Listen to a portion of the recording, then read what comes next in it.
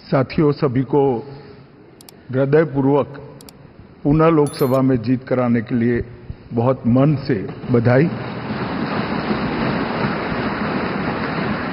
अभी अभी देश के रक्षा मंत्री जी ने लोकसभा सदन के नेता, भारतीय जनता पार्टी संसदीय दल के नेता और एनडीए संसदीय दल के नेता के रूप में श्रीमान नरेंद्र मोदी जी के नाम का प्रस्ताव रखा है। इसका मैं मन से समर्थन करता हूं।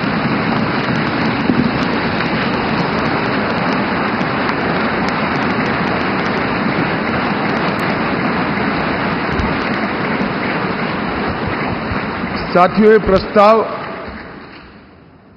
सिर्फ हम सब बैठे हुए चंद लोगों के मन की इच्छा नहीं है।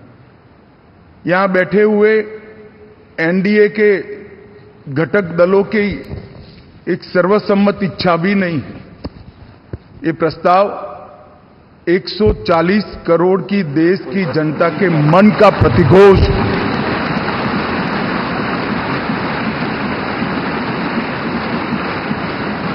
कश्मीर से कन्याकुमारी और कामाख्या से द्वारका तक इतने विस्तृत भूभाग के अंदर देश के हर कोने से, हर तहसील से, हर कॉन्स्टिट्यूएंसी से एक आवाज सामान्य रूप से उभर कर आई है कि इस देश का नेतृत्व अगले 5 साल के लिए श्री नरेंद्र मोदी करें। ये सब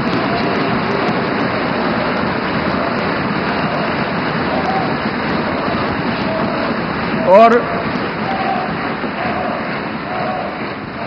10 साल जो प्रधानमंत्री जी के रूप में मोदी जी ने काम किया, इसमें हर क्षेत्र में युगांतकारी परिवर्तन करने का काम उनके नेतृत्व में भाजपा एनडीए सरकार ने किया है और देश की जनता का ये जनादेश उसको एक्नॉलेज करता है, इस पर मजबूत ठप्पा लगाता है। और आज ये पवित्र जगह जहां हमारे संविधान का निर्माण हुआ, वो संविधान सदन के अंदर हम जो लोग फैसला करने जा रहे हैं, वो आजाद भारत के इतिहास का एक ऐतिहासिक फैसला है कि 60 साल के बाद तीसरी बार कोई व्यक्ति लगातार प्रधानमंत्री बनने जा रहा है। वो हमारे नेता नरेंद्र मोदी है। इसलिए मैं भारतीय जनता पार्टी के करोड़ों कार्यकर्ताओं की ओर से, देश की जनता की ओर से और एनडीए के सहयोगी दलों की ओर से ये तीनों प्रस्ताव जो श्रीमान राजनाथ सिंह जी ने रखे हैं, इनका मनपूर्वक समर्थन करता हूं और मैं आशा करता हूं कि आप लोग भी समर्थन करें।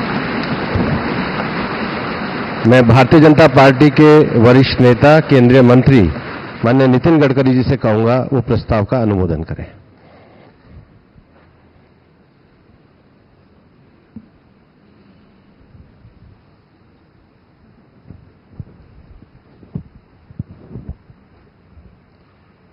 मैं सभी नवनिर्वाचित लोकसभा सदस्यों का हृदय से बहुत बहुत अभिनंदन करता हूं, उनको शुभकामनाएं देता हूं।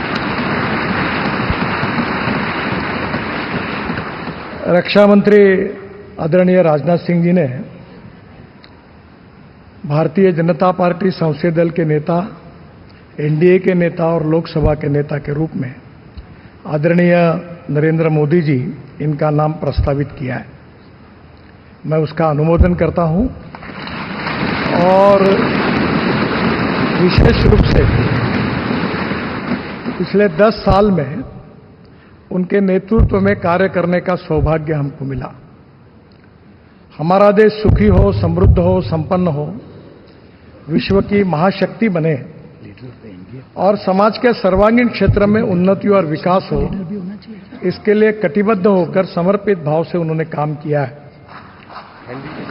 और मुझे इस बात का विश्वास है कि केवल देश में नहीं तो पूरे विश्व में अपने कार्य से उन्होंने पूरे विश्व को भी प्रभावित किया है। अभी 10 साल में जो काम हुआ वो तो एक प्रकार से शुरुआत थी, पर इसके बाद आने वाले 5 साल में हम विश्व की एक महान ताकत बनेंगे, ऐसा हम सबको दृढ़ विश्वास है। मैं अपनी तरफ से आदरणीय मोदी जी को शुभकामनाएं और शुभेच्छाएं देता हूं और आदरणीय राजनाथ जी ने जो प्रस्ताव रखा है उसका अनुमोदन करता हूं और फिर से एक बार आप सबको धन्यवाद देता हूं। नमस्कार।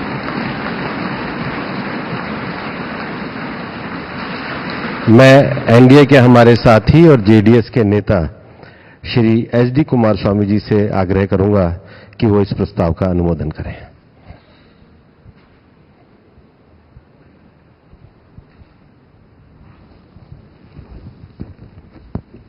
Respected Honorable Shri Narendra Modi ji, several leaders, senior leaders who are sitting in the dais,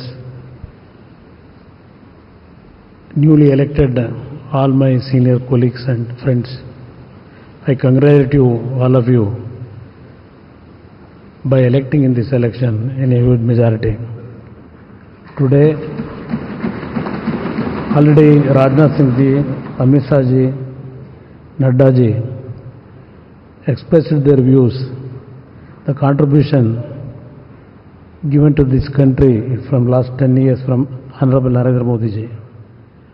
On behalf of my party, I support Shri Narendra Modi ji as the leader of NDA Parliamentary Board. Thank you very much. मैं NDA के हमारे सम्मान्य साथी Telugu Desam party के नेता सम्मान्य चंद्रबाबू नायडू जी से निवेदन करूंगा कि वो भी इस प्रस्ताव का अनुमोदन करें।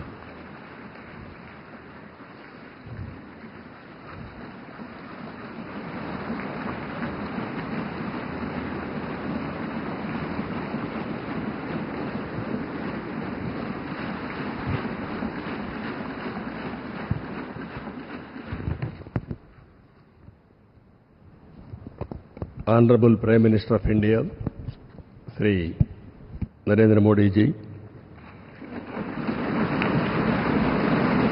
Honorable Union Ministers,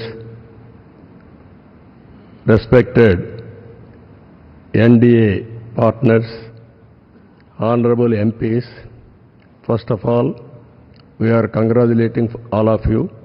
We have won wonderful majority I have seen for the election campaign. For the 3 months, Honorable PM never took any rest. Day and night, he had campaigned, same zeal. He started and ended same spirit. In Andhra Pradesh, we had 3 meetings, public meetings, 1 big rally. It had made a huge difference for winning the elections in Andhra Pradesh.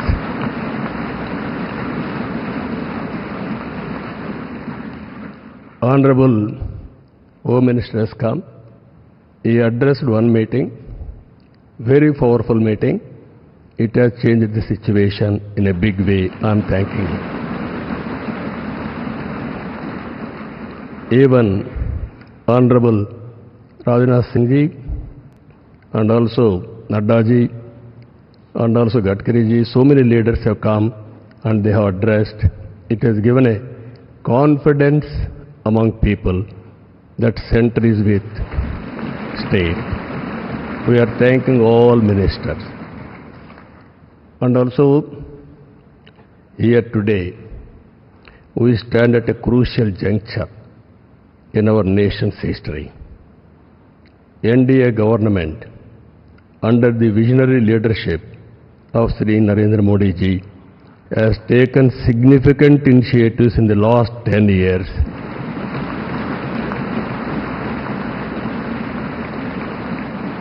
The country has witnessed remarkable progress and transformation.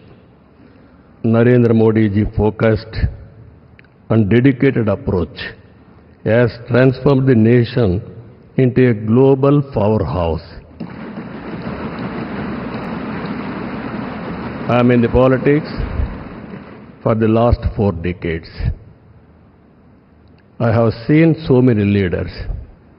I can give entire credit for Narendra Modi ji for making India proud globally. That is his biggest achievement for the country. Now, under his leadership, we have reached 5th largest economy in the world. Now, we are confident during this tenure, he is going to make India 3rd largest economy in the world.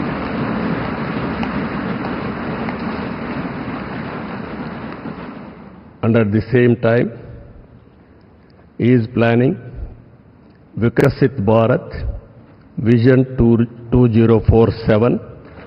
We are very confident under his leadership, India will become either 1 or 2 globally.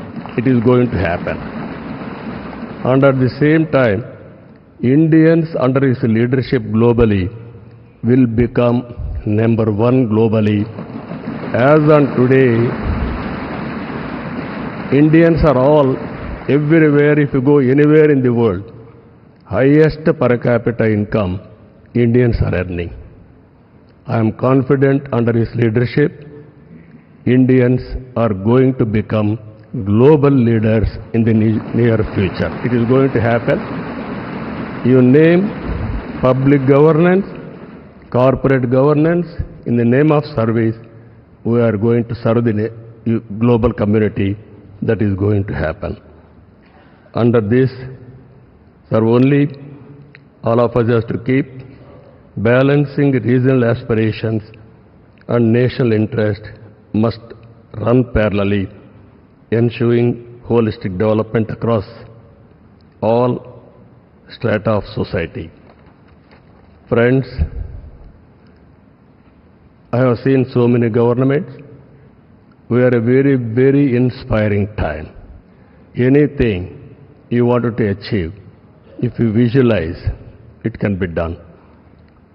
Narendra Modi ji is having a vision, and also is having a zeal, and also his execution is very perfect, and also he is executing all his policies with a true spirit.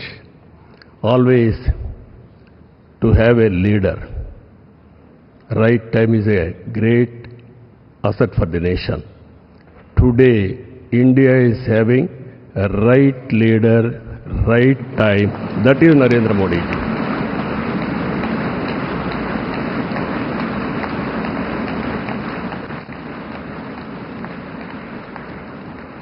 This is a very good opportunity for India. If we miss now, we will miss forever. That is where we are having wonderful opportunity. You are seeing globally today, all countries are having 1 or 2%, 3% growth rate. India is growing at the highest growth rate for the last 10 years. It will continue another 10, 20 years, or 30 years, 40 years. India is having some advantages. One is information technology. We have first mover advantage we have taken. Demographic dividend, that is more youngsters. It has created excellent advantage for Indians to move abroad also.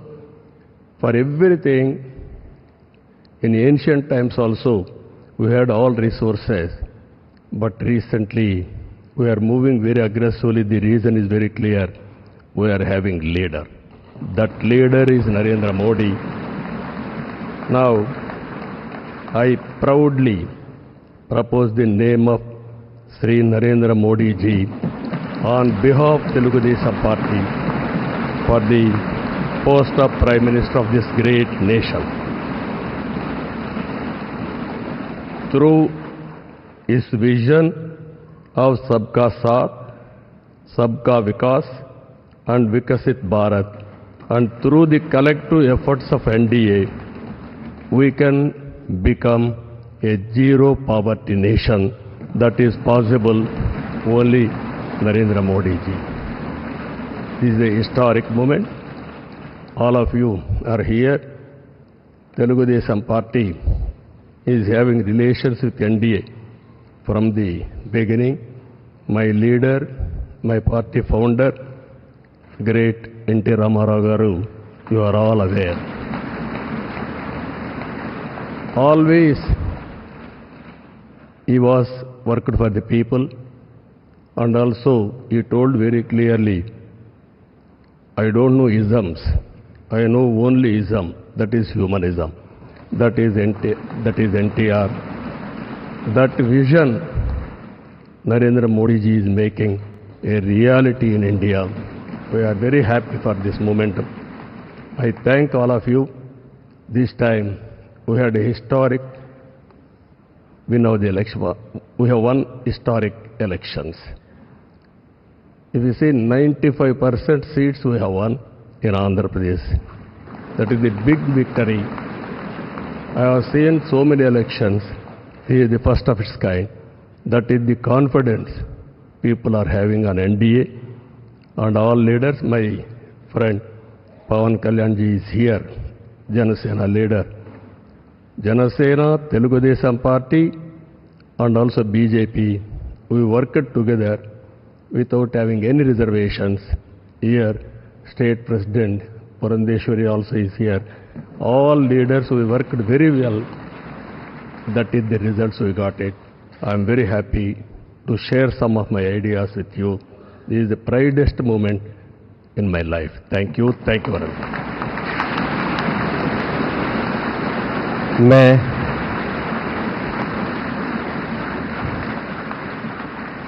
NDA के हमारे वरिष्ठ सहयोगी Janata Dal United के अध्यक्ष बिहार के माननीय मुख्यमंत्री सम्मान्य नीतीश कुमार जी से आग्रह करूंगा कि वह इस प्रस्ताव का अनुमोदन करें।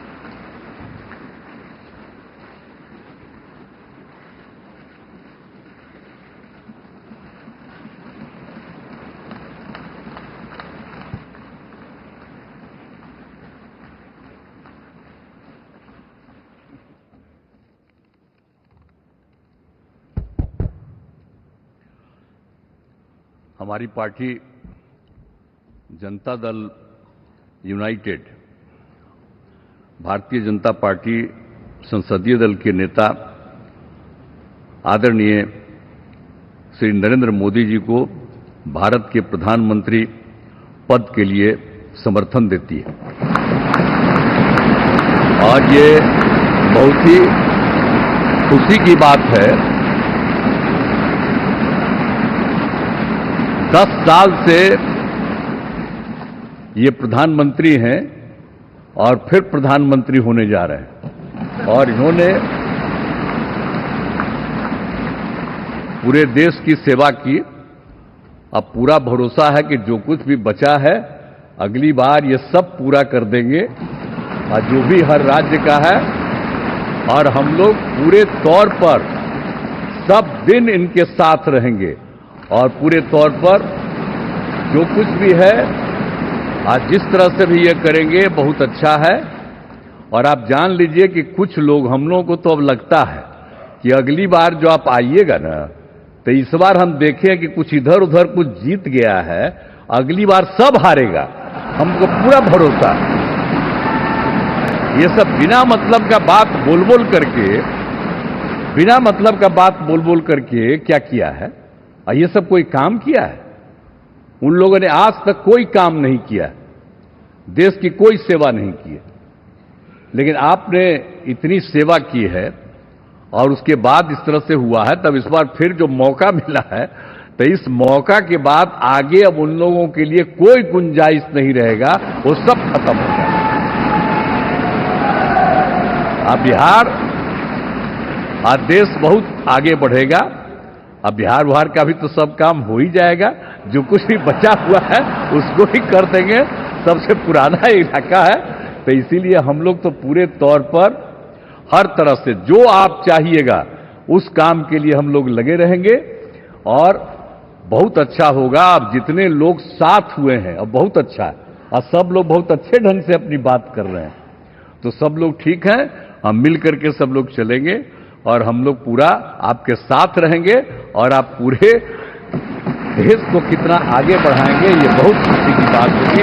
यही हम लोगों को कहना है और मेरा आग्रह यही है कि जल्दी से जल्दी आपका काम शुरू हो जाए, शपथ ग्रहण हो जाए।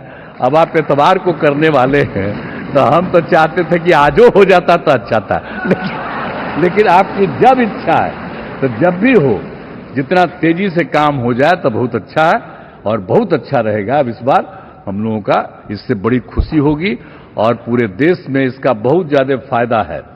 इधर उधर कोई करना चाहता उसको कोई लाभ नहीं है, तो इसीलिए मैं आपका अभिनंदन करता हूं और आपके नेतृत्व में सब लोग काम करेंगे, सब लोग चलेंगे इन्हीं शब्दों के साथ। और आप सब लोग इतना खुशी हैं, सब पार्टी के लोग, मैं उनका भी अभिनंदन करता हूं और यही कहूंगा कि हम सब लोग इनके साथ रहेंगे और एक साथ होकर के जो कुछ भी करेंगे इनकी बात को मानते हुए हम लोग आगे चलेंगे। इन्हीं शब्दों के साथ बहुत बहुत धन्यवाद।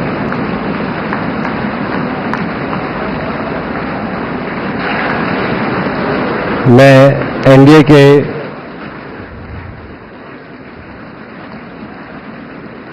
एनडीए के हमारे सम्मान्य साथी शिवसेना के हमारे नेता और महाराष्ट्र के मुख्यमंत्री श्री एकनाथ शिंदे जी से आग्रह करूंगा कि वो भी प्रस्ताव का अनुमोदन करें।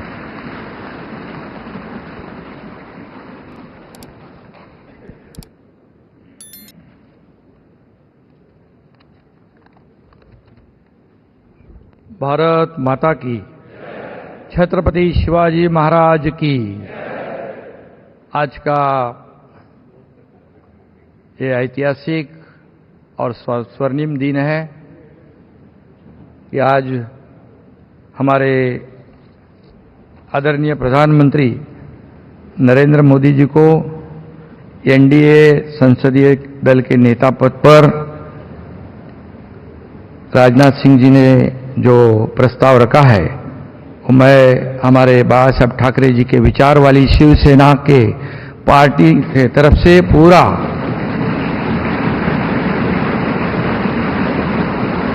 समर्थन देता हूं। और पिछले 10 सालों में हमारे आदरणीय प्रधानमंत्री जी ने इस देश का विकास किया, इस देश को आगे बढ़ाया, इस देश का नाम पूरी दुनिया में रोशन करने का काम किया, देश की अर्थव्यवस्था को मजबूत किया और एक हमारे देश को एक नई पहचान बनाने का जो सपना था वो पूरा करने का काम किया है। और इसलिए कितने भी विपक्ष वालों ने, जब अभी हमारे नीतीश कुमार जी ने कहा कि यहां वहां जो गए हैं उनका क्या होने वाला है, उन्होंने कहा है।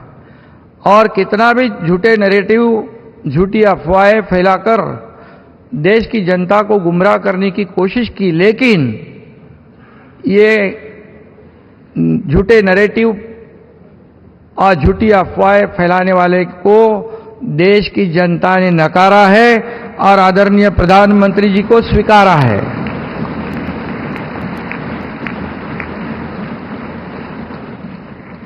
उसमें डिटेल में मैं नहीं जाऊंगा, लेकिन यहां पर हमारे सभी उपस्थित नेतागण है, नड्डा जी है, राजनाथ सिंह जी है, अमित भाई है, हमारे आदरणीय अजीत दादा जी है, वहां अभी सभी महानुभाव है, एक्स सीएम है, वहां हमारे चंद्रा बाबू जी है, नीतीश कुमार जी है और सभी मान्यवर और सभी इस सदन में उपस्थित फिर से सांसद बने हैं, उनका मैं तहे दिल से स्वागत करता हूं और अभिनंदन भी करता हूं।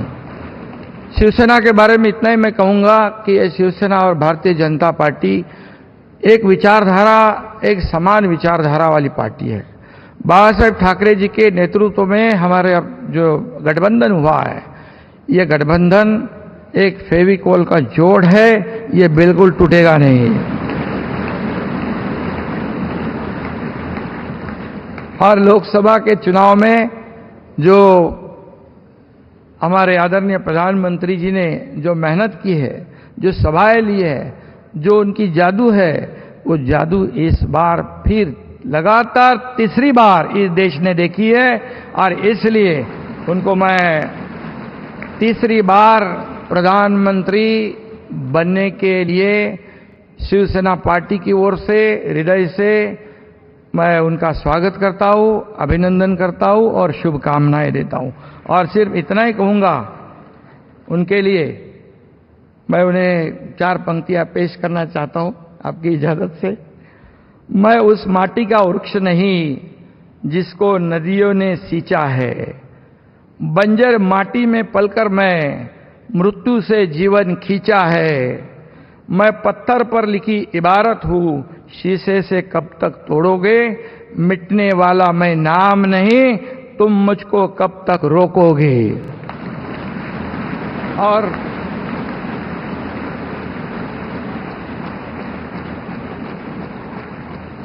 दस साल जो काम किया है उसके गवाह हम सब है और इसलिए लोगों ने विकास को महत्व दिया है और जो विपक्ष के लोग सिर्फ राजनीति करते थे उनको उनके घर पे बिठा दिया है और फिर एक बार तीसरी बार मोदी जी हैट्रिक करेंगे। मैं उनका अभिनंदन करता हूं, मैं उनको बहुत बहुत शुभकामनाएं देता हूं। धन्यवाद। मैं एनडीए के हमारे साथी और एनसीपी के नेता महाराष्ट्र के उप मुख्यमंत्री श्री अजीत पवार जी से आग्रह करूंगा कि वे भी इसका अनुमोदन प्रस्ताव।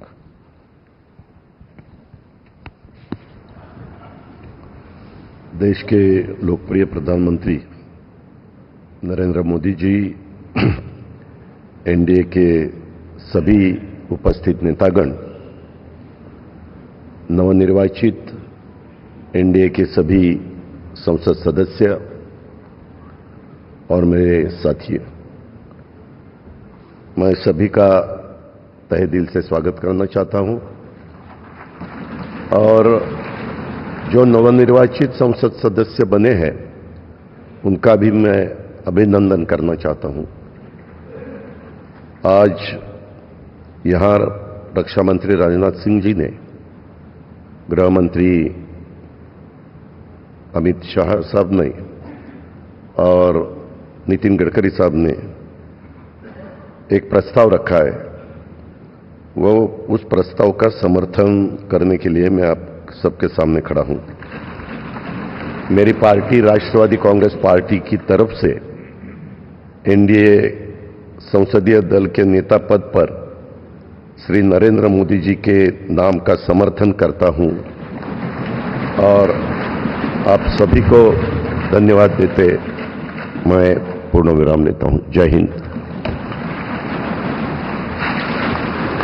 मैं लोक जनशक्ति पार्टी रामविलास पासवान के नेता और माननीय श्री चिराग पासवान जी से आग्रह करूंगा कि वो भी प्रस्ताव के अनुमोदन के लिए आए।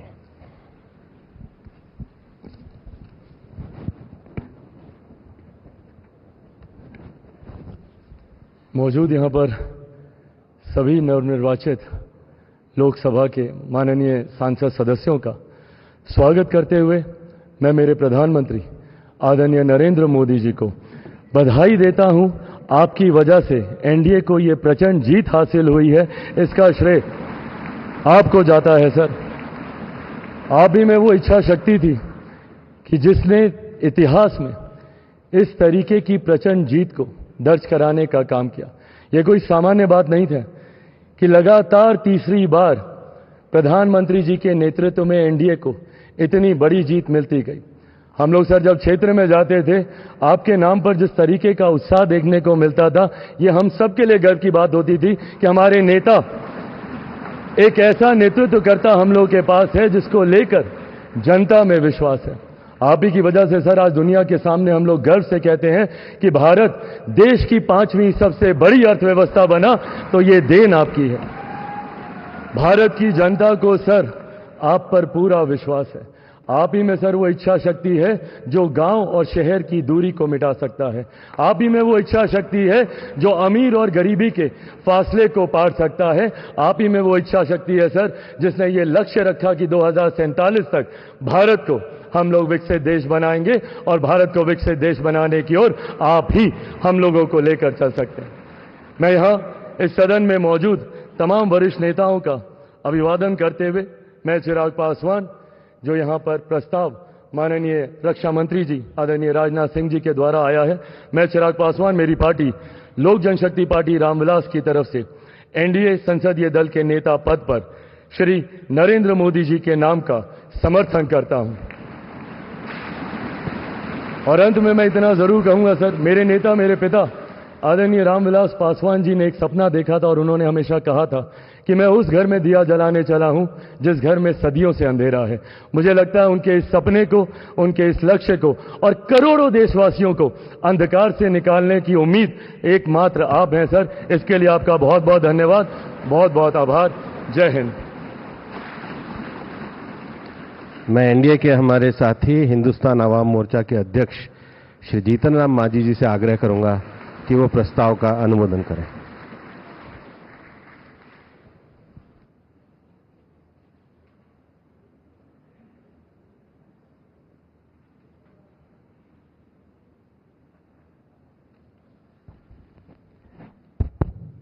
आदरणीय अध्यक्ष जी और यहाँ पर उपस्थित भारत नहीं बल्कि विश्व के प्रसिद्ध नेता माननीय नरेंद्र कुमार मोदी जी और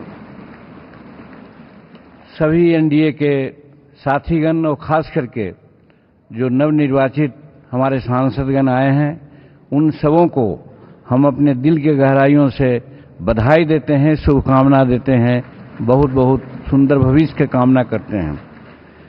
बहुत लंबी कोई बात नहीं कहनी है, सभी साथियों ने अपनी अपनी बात कही।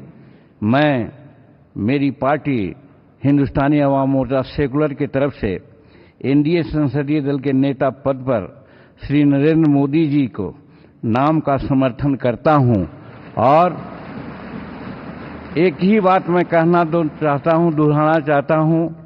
हम उस वंश के लोग हैं जो 24 वर्ष, 24.5 वर्ष लगातार छेनी हथौड़ा लेकर के पर्वत को काटा। पर्वत पुरुष दशरथ मांझी दृढ़ इच्छा के धनी उसी परिवार के हम हैं और इसी आधार पर हम आश्वस्त करना चाहते हैं इस सदन को कि हम हर हालत में नरेंद्र मोदी जी के साथ और एनडीए के साथ रहेंगे, समर्थन करते हैं। बहुत बहुत धन्यवाद।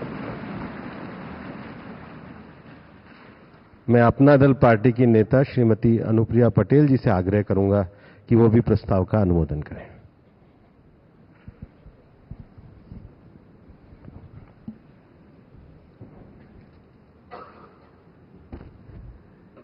करोड़ों करोड़ देशवासियों के हृदय में बसने वाले माननीय प्रधानमंत्री श्री नरेंद्र मोदी जी, इस मंच पर विराजमान सभी वरिष्ठ महानुभाव, केंद्रीय कक्ष में मौजूद एनडीए के सहयोगी दलों के सभी सम्माननीय नेतागण, राज्यों के माननीय मुख्यमंत्री एवं उप मुख्यमंत्रीगण और हमारे एनडीए परिवार के देश के कोने कोने से जनता का विश्वास प्राप्त करके यहां पर नवनिर्वाचित होकर आए सभी माननीय सांसदगणों का मैं अपनी पार्टी, अपना दल की ओर से बहुत बहुत अभिनंदन करती हूं। माननीय रक्षा मंत्री श्री राजनाथ सिंह जी ने हम सबके समक्ष एक प्रस्ताव रखा है। मैं अपनी पार्टी, अपना दल की ओर से एनडीए संसदीय दल के नेता के पद पर माननीय प्रधानमंत्री श्री नरेंद्र मोदी जी के नाम का पूरे दिल से समर्थन करती हूं। माननीय प्रधानमंत्री जी, आपका ये पूरा एनडीए परिवार मजबूती के साथ आपके पीछे और आपके साथ खड़ा है।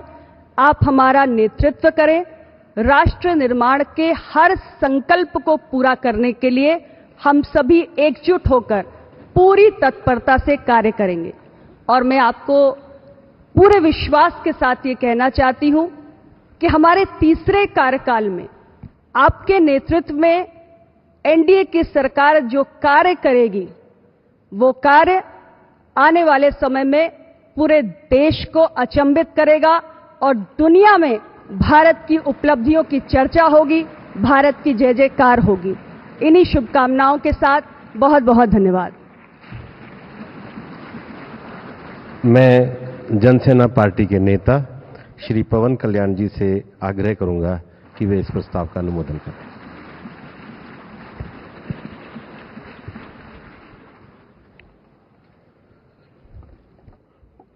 To the Honorable Prime Minister Sri Narendra Modi ji, my heartfelt wishes on behalf of Janasena, and I'm fortunate and grateful for giving this opportunity to be here. It started in 2014 in the same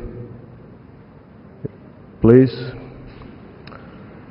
And Honorable Chandrababu Naidu just said, we're going to see Modi ji to rule this country for 15 years, and it's happening, sir. Chandrababu ji, your prophecy came true. Modi ji, you truly inspired the nation. As long as you are the Prime Minister of this country, our country will never bow down to anyone, sir. The mighty Himalayas will never bow down like that. Under your leadership, Bharat will never bow down. And we really take pride under your leadership, to work under your leadership, sir. We really take pride. And from Kashmir to Kanyakumari, Kamakya to Dwaraka, and you have inspired everyone, sir. You have inspired everyone. We all rally behind you. We all rally behind you.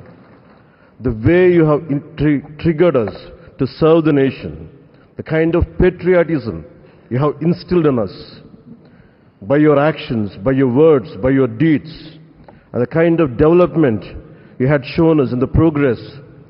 And sir, I'm deeply honored, and for listening to us, for looking at Andhra Pradesh. Under your guidance, under your support, we are able to sweep the polls. We got 91% victory there. We got completely, in legislature, we had got 91% success. It's all because of your guidance. It's all because of your leadership, sir. I'm grateful to you. We're all grateful to you. On behalf of Janasena Party, I support Sri Narendra Modi ji as the leader of the NDA Parliamentary Party. To all the eminent senior parliamentarians and the new parliament members, I wish you very best. To honorable senior leaders and NDA partners, to you all, my heartfelt namaskars to you, sir. Thank you and Jai Hind, sir.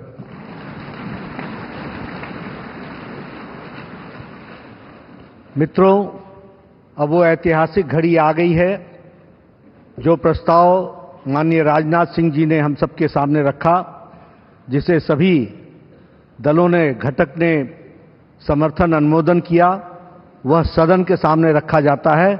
आप सब से निवेदन है कि करतल ध्वनि के साथ इस मैं एनडीए के वरिष्ठ नेताओं से कहूंगा कि वो सामने मंच पे बाहर आकर के माननीय मोदी जी का स्वागत करें। सब लोग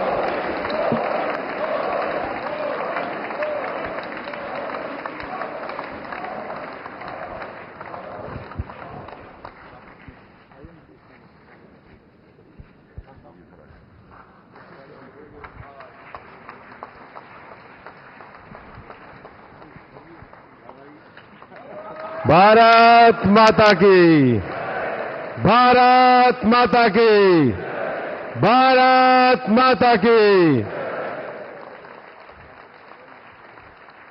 वंदे वंदे वंदे।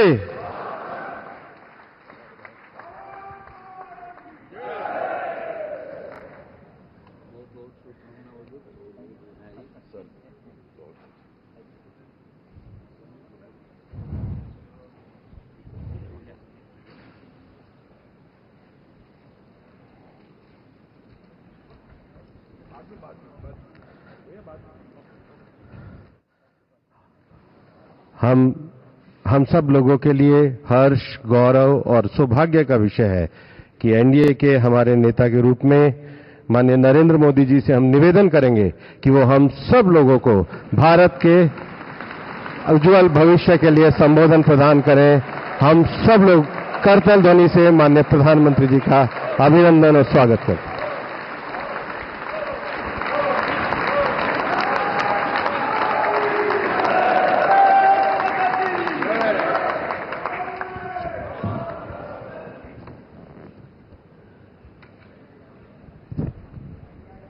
भारत माता की, भारत माता की।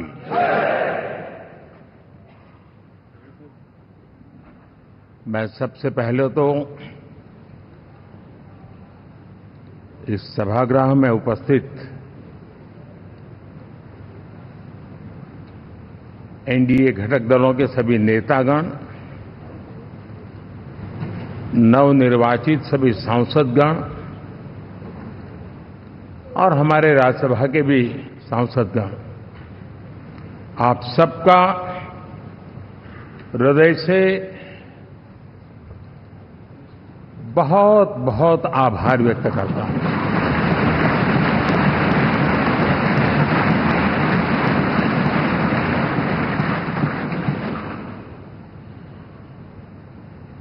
मेरे लिए खुशी की बात है कि इतने बड़े समूह को आज मुझे यहां स्वागत करने का अवसर मिला है।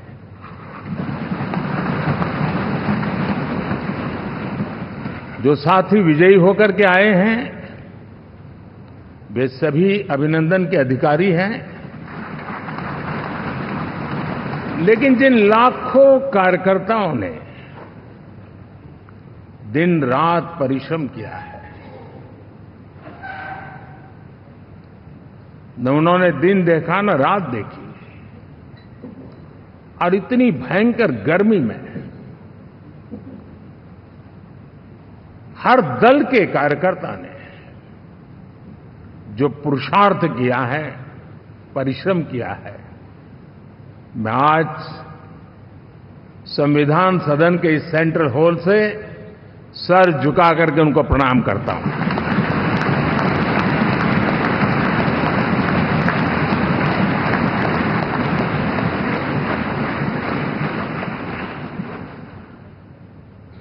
साथियों, मेरा बहुत सौभाग्य है कि एनडीए के नेता के रूप में आप सब साथियों ने सर्वसम्मति से चुन करके मुझे एक नया दायित्व दिया है, और इसके लिए मैं आपका बहुत बहुत आभारी हूं।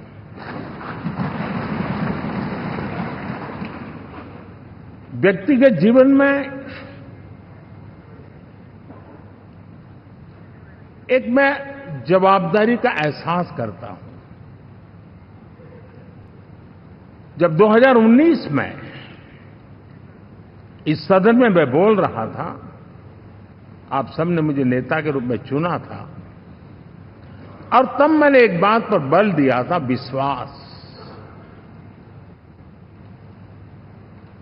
आज जब आप मुझे फिर से एक बार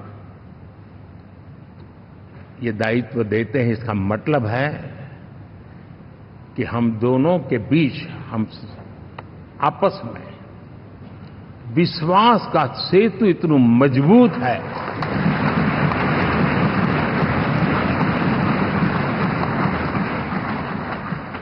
ये अटूट रिश्ता विश्वास की मजबूत धरातल पर है, और ये सबसे बड़ी पूंजी होता है। और इसलिए ये पल मेरे लिए भावुक करने वाले भी हैं, और आप सबके प्रति जितना धन्यवाद करूं उतना कम है।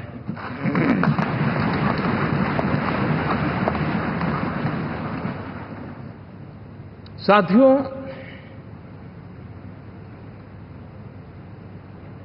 बहुत कम लोग इन बातों की चर्चा करते हैं, शायद उनको सूट नहीं करता होगा,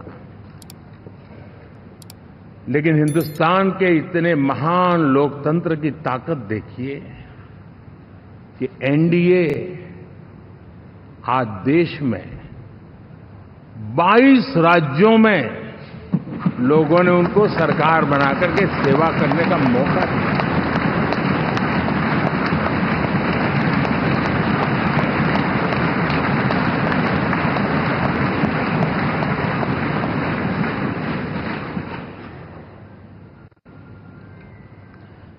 हमारा ये अलायंस सच्चे अर्थ में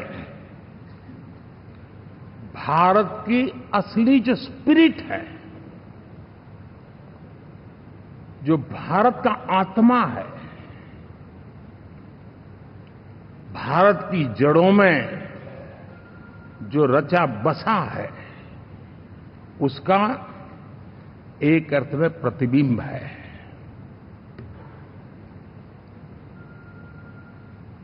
और मैं इसलिए कह रहा हूं कि थोड़ी नजर करें, हमारे देश में 10 ऐसे राज्य जहां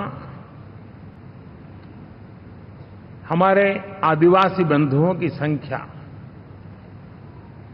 प्रभावी रूप से है, निर्णायक रूप से है,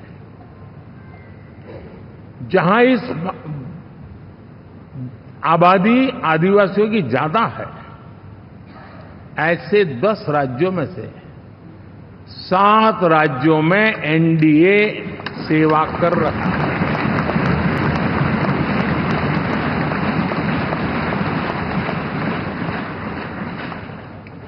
साथियों, हम सर्वपंथ संभाव के हमारे संविधान को समर्पित है और देश में चाहे हमारा गोवा हो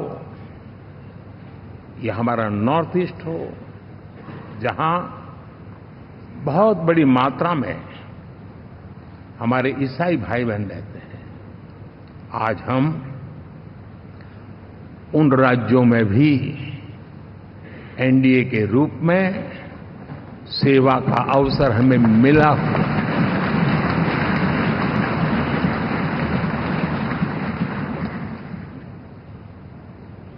साथियों, प्री पोल अलायंस हिंदुस्तान के राजनीतिक इतिहास में और हिंदुस्तान की राजनीति में गठबंधन के इतिहास में प्री पोल अलायंस इतना सफल कभी भी नहीं हुआ है जितना कि एनडीए हुआ।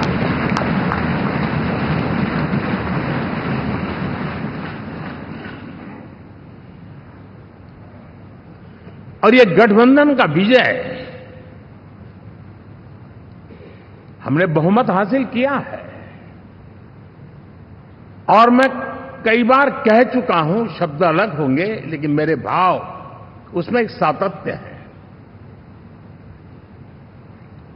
सरकार चलाने के लिए बहुमत आवश्यक है, लोकतंत्र का वही एक सिद्धांत है, लेकिन देश चलाने के लिए सर्वमत बहुत जरूरी होता है।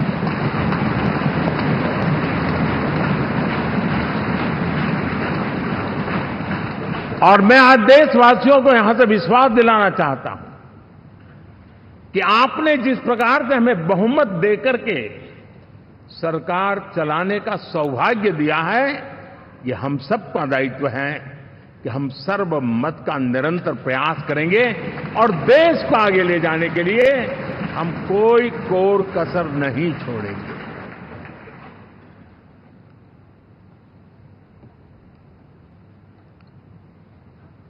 साथियों, एनडीए को करीब करीब 3 दशक हो चुके हैं। यानी आजादी के 75 साल में 3 दशक एनडीए, ये सामान्य घटना नहीं है जी।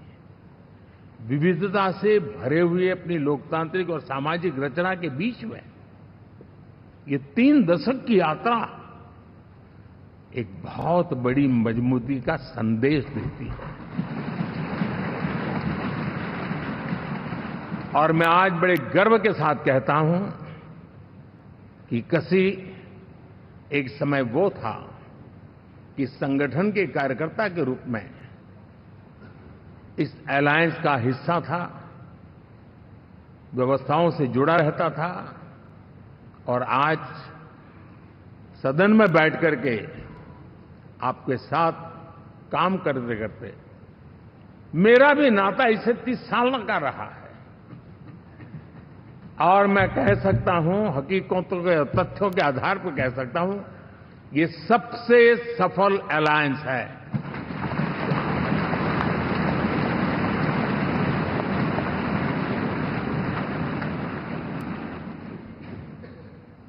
हम गर्व से कह सकते हैं कि 5 साल का टर्म होता है। इस अलायंस ने 30 साल में से 5-5 साल के 3 टर्म सफलतापूर्वक पार किए हैं और अलायंस 4थे टर्म में एंटर कर रहा है।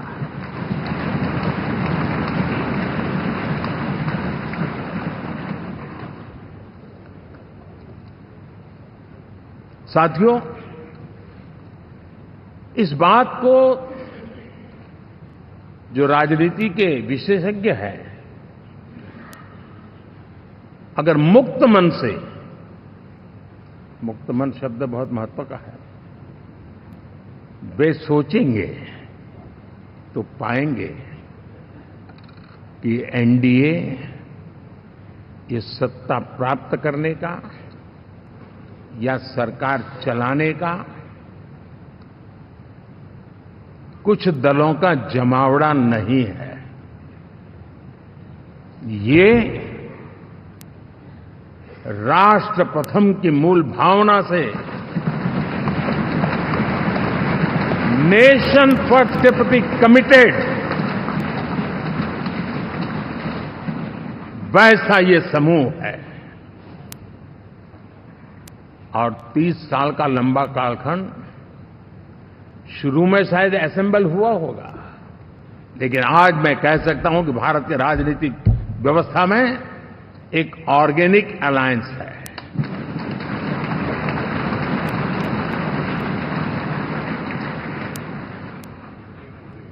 और ये मूल्य श्रद्धेय अटल बिहारी वाजपेयी, श्री प्रकाश सिंह जी बादल, श्री बाला साहब ठाकरे, श्री जॉर्ज फर्नांडिस, श्री शरद यादव, अनगिनत नाम मैं कह सकता हूं।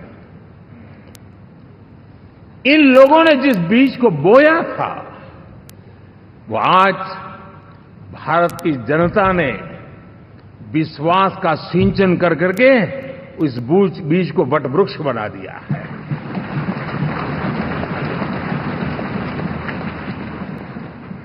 और हम सबके पास ऐसे महान नेताओं की विरासत है और हमें इसका गर्व है। बीते 10 वर्षों में हमने एनडीए की उसी विरासत, उसी मूल्यों को लेकर के निरंतर आगे बढ़ने का और देश को आगे बढ़ाने का प्रयास किया। जब मन से राजनीति के विश्लेषक अगर विश्लेषण करेंगे तो देखेंगे कि एनडीए का जो लोग दिखते हैं ना, उसमें एक कॉमन चीज नजर आती है और वो है गुड गवर्नेंस। इन सब ने अपने अपने समय में, अपने अपने कार्यकाल में जब जब जहां सेवा करने का मौका मिला है, गुड इस देश को दिया है। और इस प्रकार से एनडीए एक प्रकार से, एनडीए कहते ही गुड गवर्नेंस ये अपने आप पर्यायवाची बन जाता है। साथियों, हम लोगों के सभी के कार्यकाल में, चाहे मैं गुजरात में रहा हूं या बाबू हमारे आंध्र में रहे हो या नीतीश जी ने के लिए भरपूर सेवा की हो, हम सबके अंदर केंद्र बिंदु में गरीब का कल्याण केंद्रस्थ रहा है।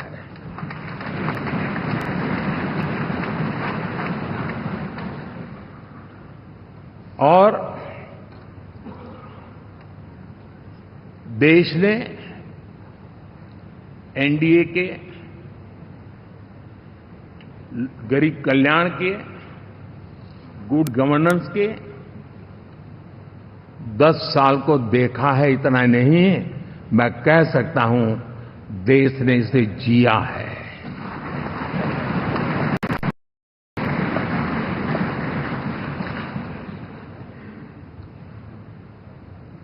जनता जनार्दन ने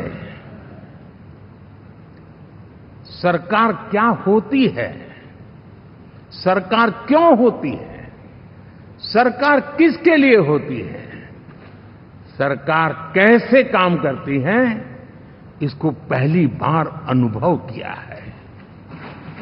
वरना जनता और सरकारों के बीच में एक खाई की व्यवस्था ही बनी हुई थी।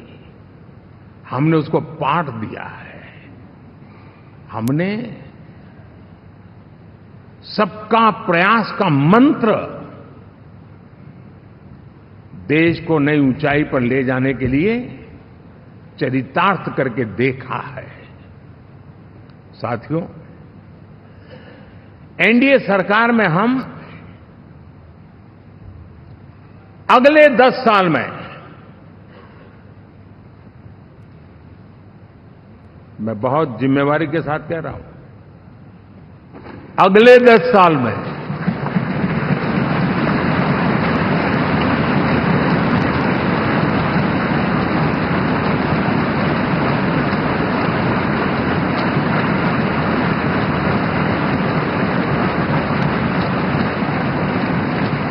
गुड गवर्नेंस, विकास, नागरिकों के जीवन में क्वालिटी ऑफ लाइफ, और मेरा व्यक्तिगत रूप से एक बहुत बड़ा ड्रीम है, मैं लोकतंत्र की समृद्धि को जब सोचता हूं तो मैं चाहता हूं कि सामान्य मानवीय के जीवन में से, और खास करके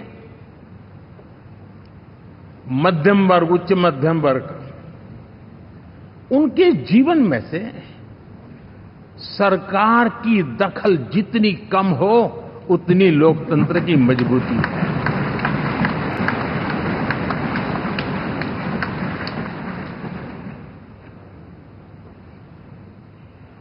और आज के टेक्नोलॉजी के युग में बहुत आसानी से हम, वरना एक दिन में 10 काम हो तो 10 अलग अलग वो सारी चीजें मांगेंगे। हम बदलाव चाहते हैं। गुड गवर्नेंस का ये भी एक महत्वपूर्ण पहलू है। लेकिन हम विकास का नया अध्याय लिखेंगे, गुड गवर्नेंस का नया अध्याय लिखेंगे, जनता जनार्दन की भागीदारी का नया अध्याय लिखेंगे, और सब मिलकर के विकसित भारत के सपने को साकार करके रहेंगे।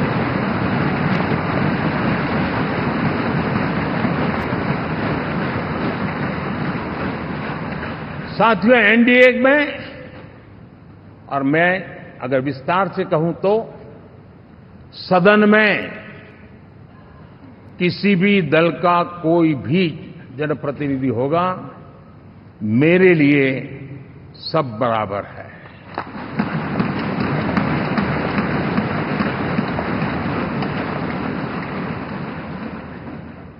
जब मैं सबका प्रयास की बात करता हूं तो मैं सदन में भी, चाहे वो लोकसभा हो या राज्यसभा हो, हमारे लिए सब बराबर है। और यही एक भाव है जिसके कारण 30 साल से एनडीए अलायंस मजबूती के साथ आगे बढ़ा है। अपना पराया कुछ नहीं है। सबको गले लगाने में हमें कभी कोई कमी नहीं रखी है। उसी का परिणाम है कि जनता का विश्वास भी जीत पाते हैं। साथियों,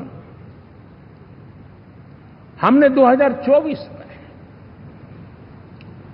जिस टीम भावना से काम किया है और ग्रासरूट लेवल पे किया है, सिर्फ फोटो ऑप करना, नेता मिलकर के हाथ हिलाएं और फिर तुम्हारे रास्ते में मेरे रास्ते, ऐसा नहीं। ग्रासरूट लेवल तक सबने मिल करके ये जो काम किया है और उसी ने हमें ऑर्गेनिक अलायंस का सामर्थ्य दिया है।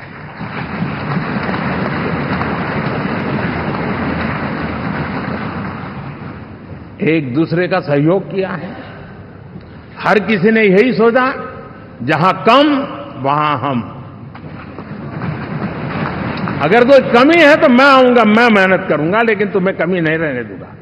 जहां कम वहां हम, ये हर कार्यकर्ता ने जी करके दिखाया है और तभी तो जीत आती है। साथियों, कभी कभी मैं कह सकता हूं कि हमारा 10 साल का अनुभव है, भारत के हर क्षेत्र का और भारत के हर नागरिक का जो एस्पिरेशंस हैं, रीजनल एस्पिरेशंस हैं, वे और नेशनल एस्पिरेशंस, इसका एक अटूट नाता होना चाहिए। इसके बीच में हवा तक गुजर न सके, इतना जुड़ाव होना चाहिए, तब देश आगे बढ़ता है।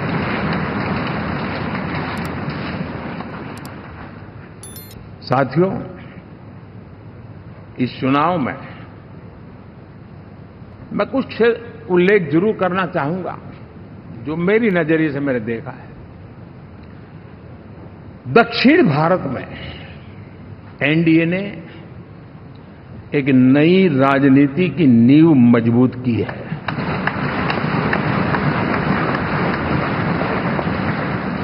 अब देखिए, कर्नाटक एंड तेलंगाना, अभी अभी तो इनकी सरकारें बनी थी, लेकिन पल भर में ही लोगों का विश्वास टूट गया, भ्रम से लोग बाहर आ गए और एनडीए को गले लगा दिया।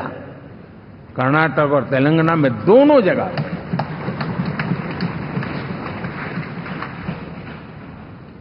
साथियों, तमिलनाडु, मैं तमिलनाडु की टीम को भी बधाई देना चाहूंगा और वहां हमारा एनडीए समूह बहुत बड़ा भी है और कईयों को पता था कि हम एक साथ एक सीट नहीं लड़ा पाएंगे, लेकिन इस लड़ाई में हम साथ रहेंगे। और मैंने बहुत से एनडीए के साथी तमिलनाडु में ऐसे हैं कि जिनका कोई उम्मीदवार नहीं था, लेकिन इस झंडे को ऊंचा रखने के लिए वो जी जान से जुटे थे। और इसलिए आज तमिलनाडु में भले हम सीट नहीं जीत पाए, लेकिन जिस तेजी से एनडीए का वोट शेयर बढ़ा है, वो साफ साफ संदेश दे रहा है कल में क्या लिखा हुआ है।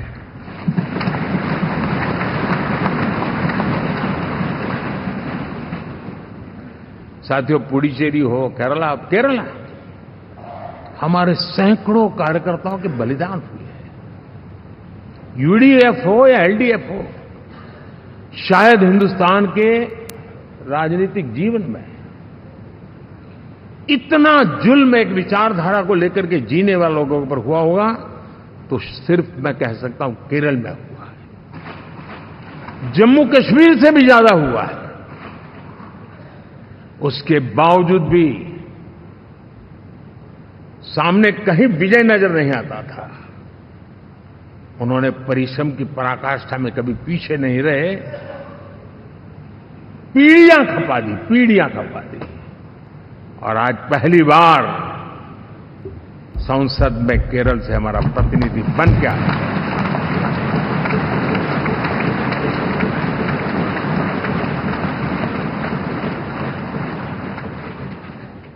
साथियों, अरुणाचल में हमने लगातार हमारी सरकार बनती रही है और भारी समर्थन से बनती है।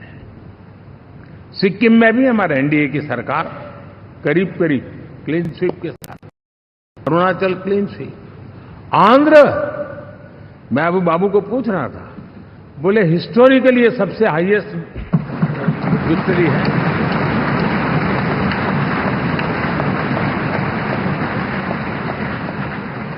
और ये जो यहां दिखता है ना पवन, ये पवन नहीं, ये आंधी है।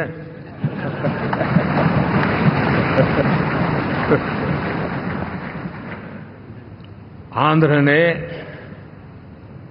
इतना बड़ा हमारे प्रति जनमत दिया है। हिंदुस्तान के लिए एक सामान्य मानवीय की विकास की जो जिजीविषा है उसका प्रतिबिंब है। और महाप्रभु जगन्नाथ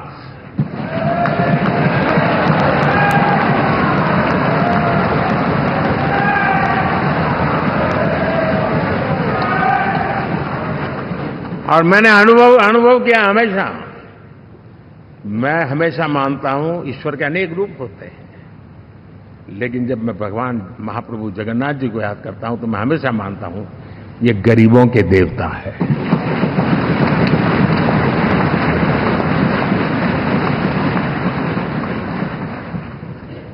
और वहां जो क्रांति रूप परिणाम आया है, मैं इसे एक रिवॉल्यूशन देख रहा हूं। और मैं इसके साथ कह सकता हूं कि विकसित भारत का हमारा जो सपना है, आने वाले 25 वर्ष, पहले मैंने 10 साल कहा था, यहां मैं 25 साल कह रहा हूं, आने वाले 25 साल महाप्रभु जगन्नाथ जी की कृपा से उड़ीसा देश की विकास यात्रा के ग्रोथ इंजन पैकी एक होगा।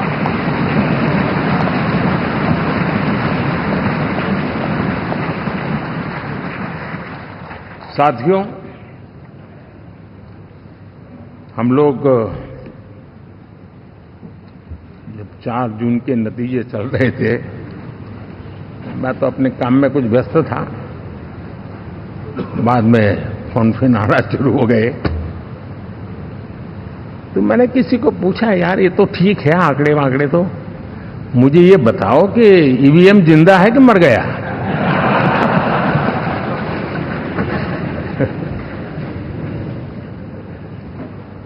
क्योंकि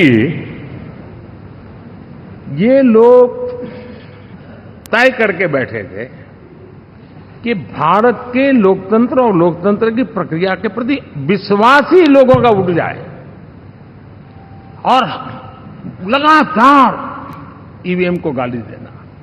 और मुझे तो लगता था कि शायद इस बार वो ईवीएम की अर्थी का जुलूस निकालेंगे, लेकिन 4 जून शाम आते आते उनको ताले लग गए, ईवीएम ने उनको चुप कर दिया।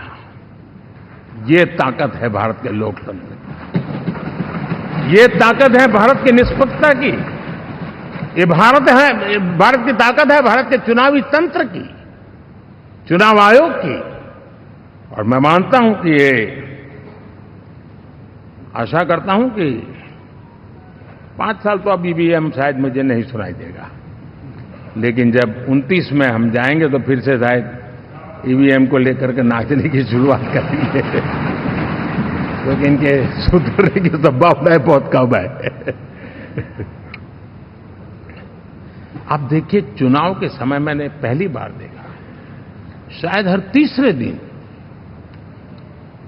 इलेक्शन कमीशन के काम में रुकावट आए, इसके लिए सुप्रीम कोर्ट के दरवाजे खटखटाए गए, भांति भांति के एप्लीकेशन, और एक ही टोली थी।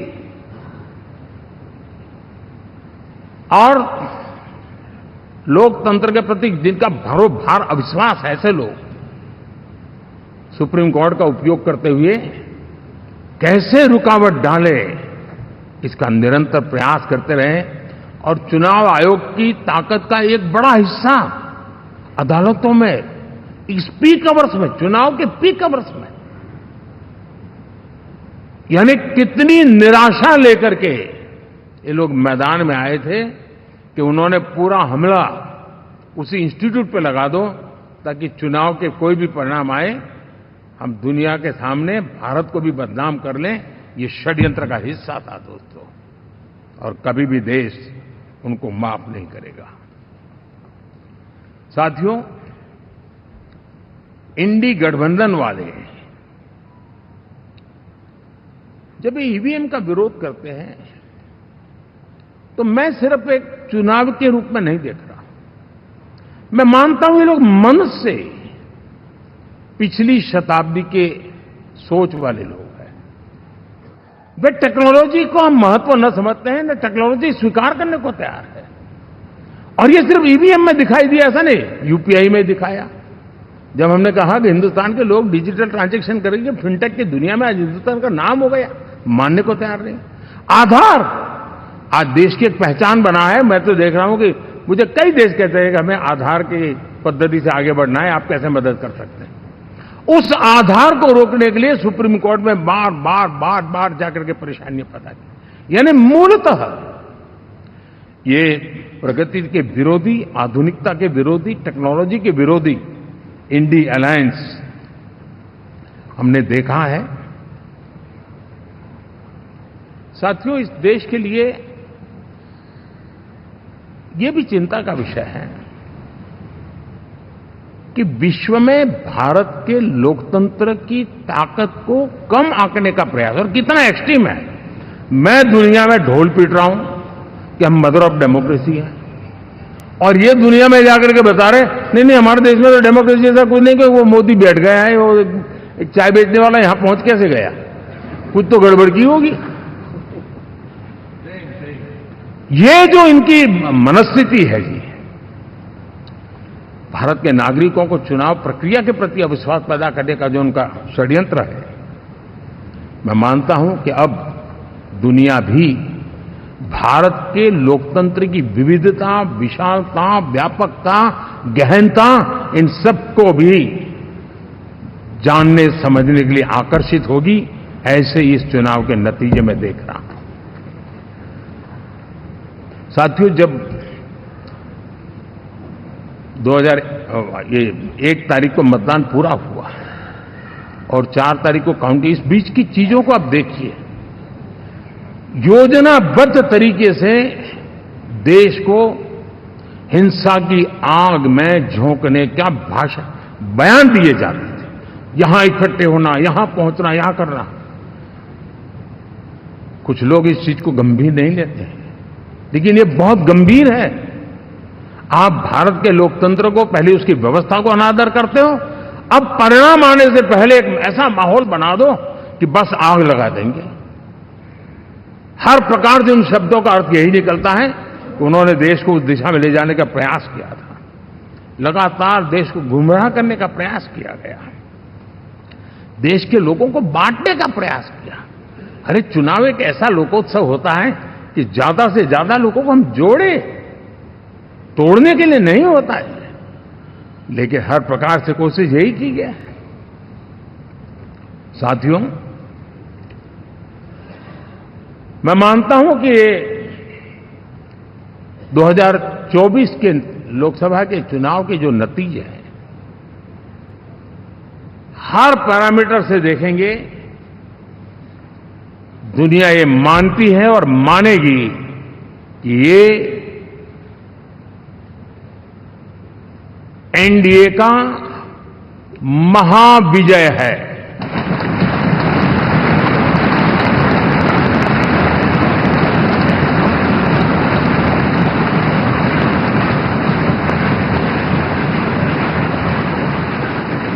और आपने देखा 2 दिन कैसा चला, जैसे हम तो हार चुके हैं, गए। सब चारों तरफ यही दिखता था, क्योंकि उनको अपने कार्यकर्ताओं का मोरल हाई करने के लिए ऐसे काल्पनिक परेड ये करने पड़ रहे हैं। और साथियों, गठबंधन के इतिहास में अगर आंकड़ों के हिसाब से देखें तो ये सबसे मजबूत गठबंधन की सरकार है।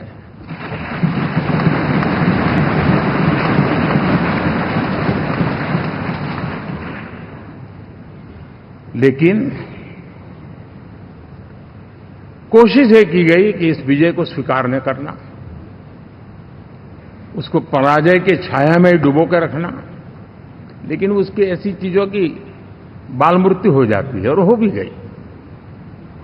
लेकिन देशवासी जानते हैं कि न हम हारे थे न हम हारे हैं।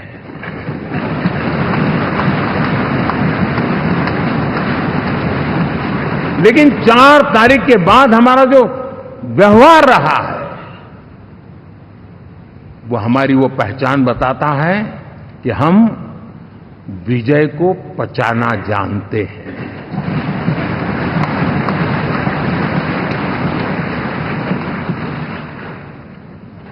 हमारे संस्कार ऐसे हैं कि विजय की गोद में उन्माद पैदा नहीं होता है और न ही पराजित लोगों के प्रति उपहास करने के हमारे संस्कार हैं।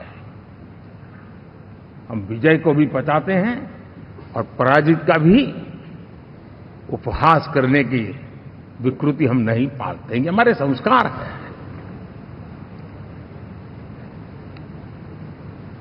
अब किसी भी बालक को पूछो कि भाई लोकसभा के चुनाव के पहले सरकार किसकी थी, तो कहेगा एनडीए। 24 के नतीजों के बाद सरकार किसकी बनी, एनडीए।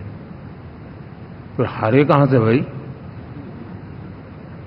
पहले भी एनडीए थी, आज भी एनडीए और कल भी एनडीए है।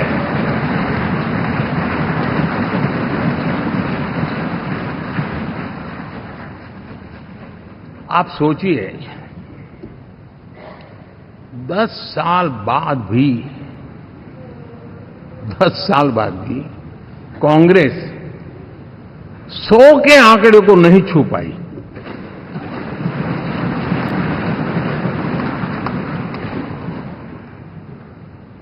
और अगर मैं 14, 19 और 24 3 चुनावों को जोड़ करके कहूं, कांग्रेस के 3 चुनाव जोड़ूं, तो इन 3 चुनावों में जितनी सीटें मिली है उससे ज्यादा हमें इस चुनाव में मिली है।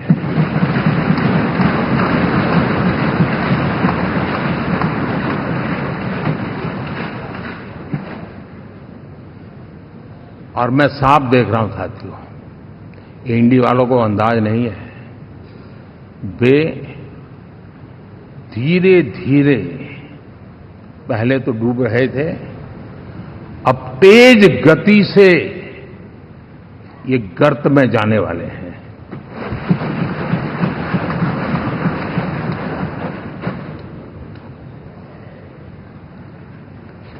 साथियों, इंडिया अलायंस वाले देश के सामान्य नागरिकों की जो समझ है, आज भी वो उसके सामर्थ्य को समझ नहीं पाए हैं या समझना चाहते नहीं है। भारत के सामान्य व्यक्ति की भी एक समझ है, और जो जमीन से जुड़ा रहता है ना, वो समझ को छूता है, समझता है, पहचानता है, वो वहां नहीं है। साथियों, इन लोगों का जो व्यवहार रहा है 4 तारीख के बाद, मैं आशा करता था कि वे लोकतंत्र का सम्मान करेंगे, लेकिन उनके व्यवहार से लगता है कि शायद उनमें ये संस्कार आए, इसके लिए हमें और इंतजार करना पड़ेगा। और तो मैं ज्यादा कुछ कह नहीं सकता। और ये वो लोग हैं जो खुद की पार्टी के पीएम का अपमान करते हैं, उसके निर्णयों को फाड़ देते थे। खुद की पार्टी को विदेशी मेहमान आ जाए तो उसके लिए चेयर नहीं होती थी। ये सारे दृश्य आपने देखे हैं, ठीक। और मैं समझता हूं कि इन सारी स्थितियों में से हम लोकतंत्र की मजबूती और जनता जनार्दन के प्रति आस्था, इसको हम, साथियों, लोकतंत्र हमें सबका सम्मान करना सिखाती है। विपक्ष में भी जो सांसद जीत करके आए हैं, मैं उनको भी बधाई देता हूं।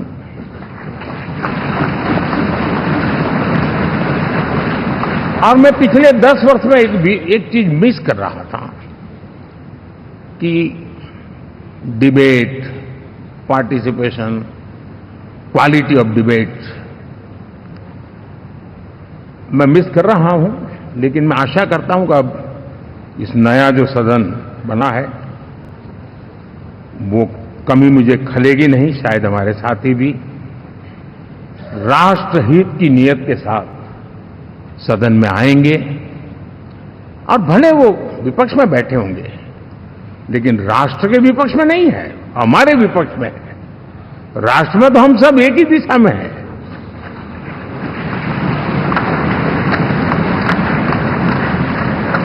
राष्ट्र में हमारा कोई पक्ष विपक्ष नहीं है। राष्ट्र में तो हम 140 करोड़ है। और मैं आशा करता हूं कि वो राष्ट्र हित की भावना को लेकर के सदन में आएंगे और सदन को समृद्धि देने में वे कुछ न कुछ योगदान करेंगे। साथियों, 24 का जनादेश एक बात को बार बार मजबूती दे रहा है, बार बार मजबूती दे रहा है कि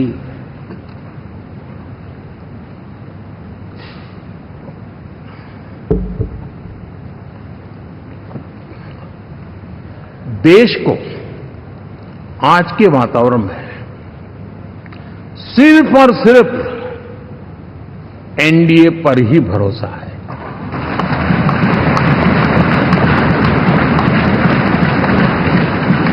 और जब इतना अटूट विश्वास है, इतना भरोसा है, तो स्वाभाविक है देश की अपेक्षाएं भी बढ़ेगी। और मैं इसे अच्छा मानता हूं और हम सबका कर्तव्य भी मानता हूं। और इन अपेक्षाओं को पूर्ण करने के लिए, और मैंने पहले भी कहा था कि जो 10 वर्ष हमने काम किया है वो तो ट्रेलर है।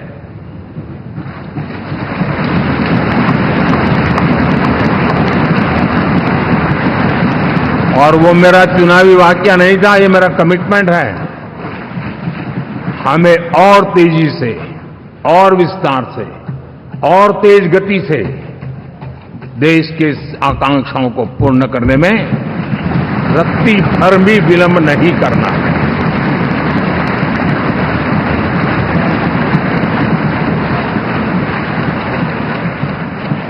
जनता जनार्दन चाहती है हम पहले से ज्यादा डिलीवर करें। जनता चाहती है कि हम खुद ही हमारे पुराने रिकॉर्ड तोड़े। और मैं साथियों एक तरफ एनडीए रखूं, दूसरी तरफ भारत के लोगों के सपने और संकल्पों को रखूं, तो मैं कहूंगा NDA, new India, develop India, aspirational India.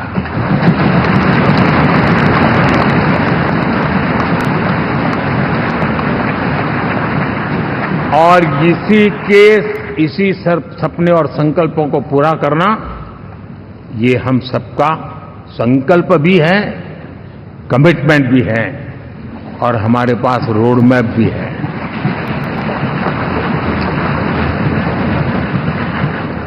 साथियों, एनडीए ने हमेशा करप्शन फ्री, रिफॉर्म ओरिएंटेड, स्थिर सरकार देश को दी है। जब जब हमें अवसर मिला हम लोगों ने काम किया है।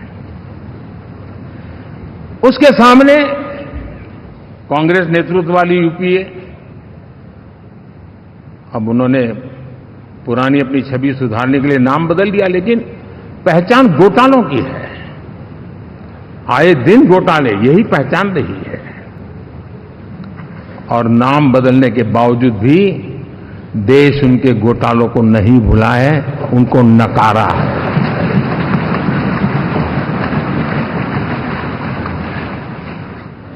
और मैं कह सकता हूं साथियों, इंडी अलायंस वालों ने एक व्यक्ति का अपोज करने के वन पॉइंट एजेंडा के कारण देश की जनता ने उनको ही ऑपोजिशन में बिठा दिया है।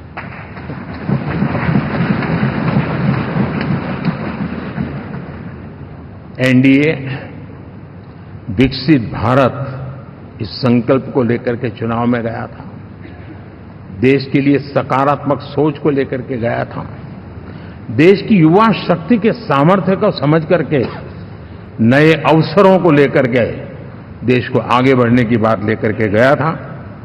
जबकि हमारे सामने जो लोग थे वो भ्रम फैलाना, झूठ फैलाना, यही गुमराह करने वाले काम यही करते रहे थे। अब एनडीए और उनका देखें, इवन नामांकन में जाएंगे तो भी आपको देखेगा उनका चुनाव प्रचार, उनका नामांकन, हम लोगों का एक एक दृश्य देख लीजिए और उनका एक एक दृश्य देखिए, कितना बड़ा अंतर है। हर चीज में उनका कैरेक्टर दिखाई देता है। और क्या रहा, फोटो ऑप के लिए तो उन्होंने अलायंस घोषित कर दिया है, लेकिन कितने ही राज्यों में वो आपस में लड़ते रहे हैं, चुनावी जंग में एक दूसरे की पीठ में छुरा भोंकते रहे हैं। कभी उन्होंने कहा कि ये तो हमारा वैचारिक अलायंस है, वो विचार लेवल पर ठीक है, बाकी नीचे तो हमारा अपना हम तैयार करेंगे। और अब फिर उन्होंने कहा कि भाई हम तो सीट के आधार पर अलायंस करेंगे, टोटल न भी करें, ये भी खेल खेला। और अभी अभी तो चुनाव पूरा शुरू कर दिया कि ये तो हमारा अलायंस लोकसभा के चुनाव के लिए ही था, बाद में नहीं है, ये भी शुरू कर दिया। यानी मैंने बहुत पहले कहा था कि आप देख लेना 4 जून के बाद बिखराव शुरू हो जाएगा, और वो शुरू हो चुका है। इसका मतलब ये हुआ कि वो सिर्फ और सिर्फ सत्ता सुख के लिए एक दूसरे का साथ देने की कोशिश करते थे, लेकिन उनमें उनका अगर स्वार्थ निश्चित होता तो साथ देना, वरना नहीं देना, ये कैरेक्टर था। साथियों, ये लोग कितने ही बड़े झूठे बोलते रहे हैं। और आप देखिए, चुनाव के समय उन्होंने देश के सामान्य नागरिक को गुमराह करने के लिए जो पर्चियां बांटी कि ये देंगे और वो देंगे और टिकना देंगे, फलाना देंगे, 2 दिन से मैं देख रहा हूं कि कांग्रेस के दफ्तरों पर लोग कतार लगा के खड़े हैं कि पर्ची है, 1 लाख रुपया कहां है, लाओ भाई, मांग रहे हैं लोग। यानी आपने जनता जनार्दन की आंखों में कैसा उनको भ्रमित किया, कैसी आंख में धूल झोंक दी कि वो बेचारा सामान्य नागरिक मान के चलता था, हाँ भाई 4 जून के बाद रुपया मिल जाएगा, इसलिए वो जाके खड़ा रह गया। और अब उसको धक्का मारा जा रहा है, डंडे मारे जा रहे हैं, वहां से निकाला जा रहा है। अब इस प्रकार का चुनाव, ये अपने आप में देश के गरीबों का अपमान है, हमारे देश के सामान्य नागरिकों का अपमान है। और कभी भी देश ऐसी हरकतों को न भूलता है, न ही कभी माफ किए बिना माफ कभी करता है।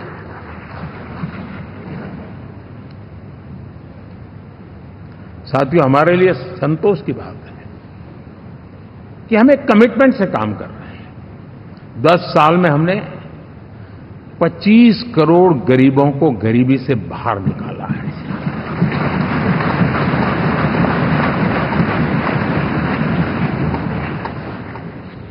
गरीब कल्याण का एक सुरक्षित मजबूत कवच दिया है हमने उसको, और उसके अंदर भी एक नए एस्पिरेशंस पैदा हुए हैं कि हां, अब मुझे गरीब नहीं रहना है, और उसके लिए मुझसे जो हो सके मैं हर अवसर का फायदा उठाऊंगा।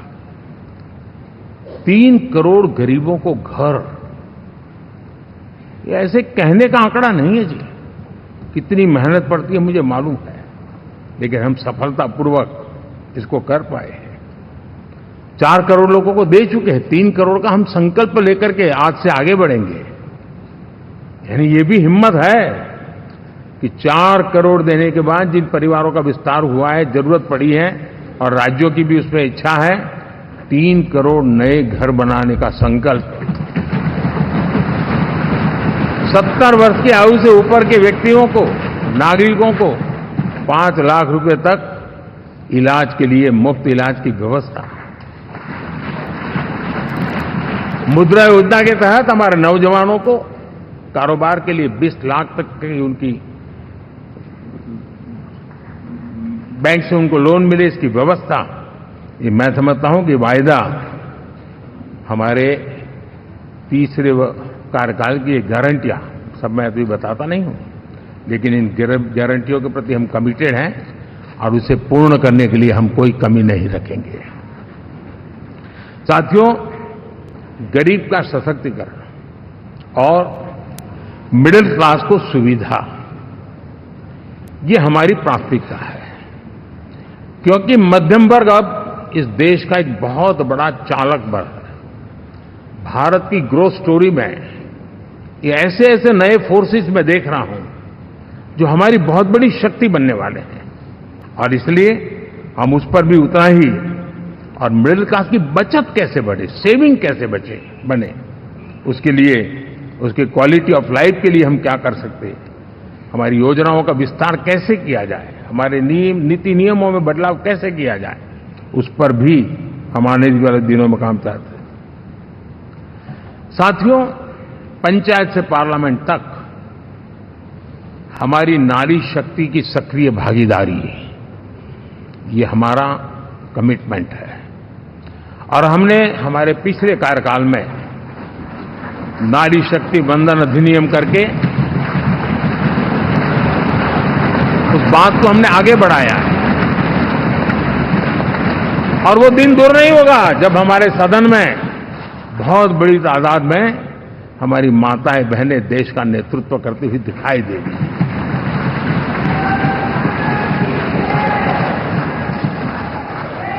इस पूरे चुनाव में हम सबसे ज्यादा महिला उम्मीदवारों को टिकट देने वाली पार्टी रहे हैं, ये हमारा कमिटमेंट है।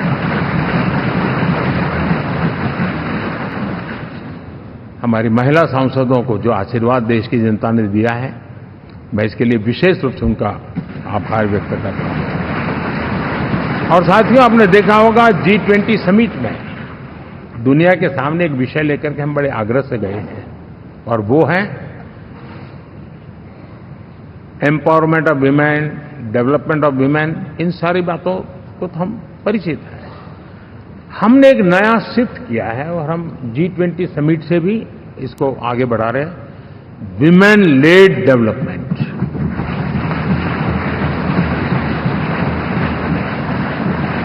एक बार हमारा इस प्रकार का कमिटमेंट बनता है तो परिवर्तन बिल्कुल साफ नजर आता है। साथियों, एनडीए का ये कार्यकाल बड़े फैसलों का है, तेज विकास का है, और अब हम समय गंवाना नहीं चाहते कि हम 5 नंबर की इकोनॉमी से 3 नंबर की इकोनॉमी पर पहुंच रहे हैं।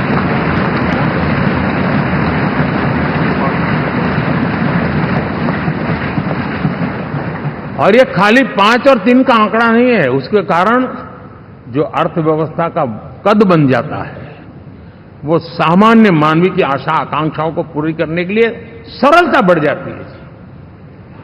देश के लिए जो जरूरतें हैं वो आराम से पूरी करने का सामर्थ्य बन जाता है, और इसलिए हम उस दिशा में बड़ी कोशिश करके आगे बढ़ना चाहते हैं। राज्यों का सहयोग भी उसमें उतना ही महत्वपूर्ण है, और भारत के संविधान ने हमसे जिस प्रकार का दिशा निर्देश किया है कोऑपरेटिव फेडरलिज्म का, लेकिन मैंने उसमें आग्रह रखा है कॉम्पिटिटिव कोऑपरेटिव फेडरलिज्म। हमारे राज्यों के बीच में भी तंदुरुस्त स्पर्धा हो, राज्य और केंद्र के बीच में भी तंदुरुस्त स्पर्धा हो, हम अच्छा करने की स्पर्धा करें, और उस दिशा में हम आगे बढ़ना चाहते हैं। और हमने देखा है कि जब मैं कॉम्पिटिटिव कोऑपरेटिव फेडरलिज्म की बात करता हूं, आपने देखा G20 समिट हम एक जगह पे कर सकते थे, हम भी मालाएं पहन करके फोटो निकलवा सकते थे, लेकिन हिंदुस्तान के अनेक शहरों में 200 से ज्यादा मीटिंगें हुई, और दुनिया भर के नीति निर्धारक जो कहे G20 देशों के और बाकी भी 5-7 देशों के, वो हिंदुस्तान के कोने कोने में गए, उनके देशों में जाकर के भारत की विविधता, भारत की विशालता, इसकी चर्चा कर रहे हैं। उनके लिए आश्चर्य है, हमने तो दिल्ली आकर के वापस जाते थे, पता ही नहीं था कि देश इतना बड़ा है। तो ये अपनी एक ताकत का परिचय हुआ है। हमने कोविड में देखा, राज्यों के साथ कोऑपरेशन के साथ हमने जिस प्रकार से लड़ाई लड़ी और एक सूत्र में रह करके लड़े, दल किसी का भी हो सरकार में, लेकिन हमने इस काम को किया क्योंकि हमारा कोऑपरेटिव फेडरलिज्म के प्रति कमिटमेंट है। एस्पिरेशनल डिस्ट्रिक्ट एक ऐसा मॉडल है गवर्नेंस का जिसमें राज्य भी उतना ही सक्रियता से हमारे साथ जुड़े हुए हैं। और दुनिया के लिए जो डेवलपिंग कंट्रीज हैं उनके लिए गवर्नेंस का एक ऐसा मॉडल प्रस्तुत हो रहा है जिसका अब तो केस स्टडी के रूप में दुनिया के अनेक यूनिवर्सिटी केस स्टडी करना शुरू की है। अब उसको हम आगे बढ़ाते हुए एस्पिरेशनल ब्लॉक की तरफ ले जा रहे हैं ताकि हमारे ग्रासरूट लेवल पे भी जो वीक एरियाज हैं, जहां सुविधाएं अभी सामान्य एवरेज से भी नीचे हैं, उसको हम जल्दी से जल्दी उस स्टेट की एवरेज तक लाना चाहते हैं। देश का रीजन कोई भी क्षेत्र हो, सर्वांगीण विकास को लेकर के हम चले हैं। साथियों, गत 10 वर्ष में इंफ्रास्ट्रक्चर के क्षेत्र में हमने एक बहुत बड़ा यानी सोचने में भी बदलाव लाए। जमीन पर तो लाए वरना हमारे देश में सोचा चलेगा यार, अरे एक बार कर लो ना, उस सहारे में से बदलाव नहीं। अब तो अच्छा ही चाहिए, बड़ा ही चाहिए, जल्दी से जल्दी पहुंचाने वाला चाहिए। सामान्य मानवी के मन को हमने इससे प्रेरित भी किया है और पुरुषार्थ करके हमने उस दिशा में काम किया है। 5 साल में हमें गति शक्ति यानी इस प्रकार के प्लेटफॉर्म पर जो काम किया है, जो काम 6-6, 8-8 महीने तक नहीं होता था, वो आज 15-20 दिन में कर सकते हैं। सर, टेक्नोलॉजी का उपयोग करके हम काम कर रहे हैं। और ये जब होता है तो उसका मूल फायदा देश के नौजवानों के लिए रोजगार के अति अवसर बन जाते हैं। उनके लिए जीवन में सिलेक्शन के लिए बहुत बड़ा दायरा बढ़ जाता है। और वो हमें साथियों, आज भारत दुनिया में विश्व के लिए एक नया मैन्युफैक्चरिंग हब के रूप में उभर रहा है। और जब हम मैन्युफैक्चरिंग हब कह रहे हैं तब सिर्फ इलेक्ट्रॉनिक गुड्स या सर्विसेज की मैं बात नहीं कर रहा हूं। मैं फूड प्रोसेसिंग में भी आज दुनिया में हम बहुत तेजी से आगे बढ़ रहे हैं और वो भारत के किसानों को बहुत बड़ी ताकत देने वाला है। उसी प्रकार से स्पेस हो, आर्टिफिशियल इंटेलिजेंस हो, स्टार्टअप्स की बात हो, स्किल जॉब अपॉर्चुनिटीज की बात हो, आज भारत बहुत तेजी से आगे बढ़ेगा, बढ़ रहा है, ये मेरा विश्वास है। साथियों, मुद्रा योजना, ड्रोन दीदी, विश्वकर्मा योजना, इसने भी नई संभावनाओं को जन्म दिया है। साथियों, हमारी संस्कृति, हमारी विरासत, उसके प्रति हम जितना ध्यान केंद्रित करेंगे, दुनिया के लिए आकर्षण का केंद्र बनेगा। और इसलिए हम उन दिशा में, और मैं मानता हूं भारत के लिए टूरिज्म एक ऐसा एवेन्यू है जो गत शताब्दी में हमें कभी, आज से लेकर के पीछे के 100 साल में कहूं, ऐसा अवसर नहीं मिला है जैसा आने वाले 25 साल में मिलने वाला है। दुनिया भारत की तरफ मुड़ने वाली है।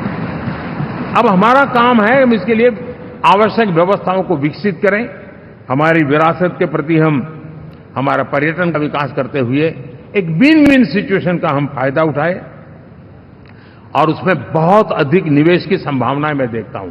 और ये ऐसा क्षेत्र है जिसमें हर स्तर के लोग कमाते हैं, गरीब से गरीब आदमी भी कमाता है और बड़ी बड़ी होटल वाला भी कमाता है, हर कोई इसमें कमाता है। और हमने टूरिज्म के हम बल देना चाहते हैं, बहुत पोटेंशियल है। आज जो इंफ्रास्ट्रक्चर के क्षेत्र खुले हैं, इसका फायदा इसको मिलता है। एयरवे हो, रेलवे हो, हमारे एक्सप्रेस वे हो, ये हमारा यातायात जितना बेहतर हो और हमारा डिजिटल कनेक्टिविटी का जो काम है, ये इसके लिए एक बहुत बड़ा पॉजिटिव ग्राउंड तैयार कर रहा है और जिसका फायदा मिलने वाला है। और जो वोकल फॉर लोकल और रीजनल टूरिज्म, इसको एक बल देने का काम है।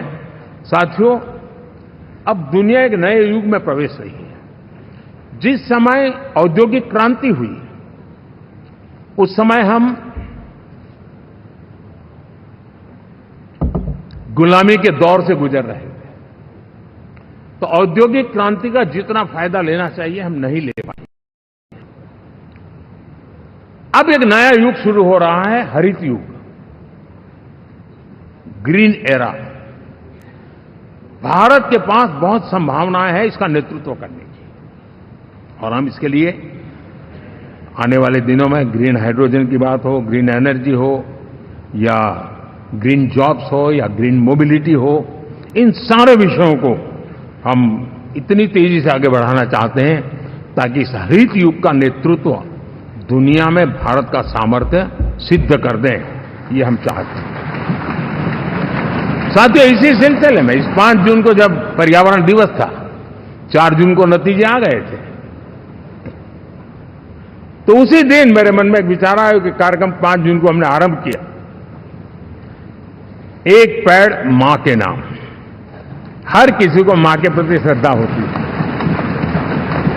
और मैं भी देशवासियों को कहूंगा कि आने वाले समय में कभी आपकी माताजी का जन्मदिन हो, क्या कोई और शुभ दिन हो, अपनी मां के नाम पर एक पेड़ लगाइए, और मां जीवित हैं तो साथ लेकर जाइए, उनकी फोटो आप सोशल मीडिया में अपलोड कीजिए, और मां नहीं है तो उनकी फोटो रख करके एक पेड़ लगाइए, और वो अपनी मां का भी सम्मान होगा और धरती मां की सेवा होगी। हम इन 2 माताओं की सेवा करें। साथियों, एनडीए, अब भारत आइसोलेशन में नहीं जी सकता। वैश्विक परिवेश में भारत की भूमिका दिनों दिन बहुत बढ़ती चली जा रही है।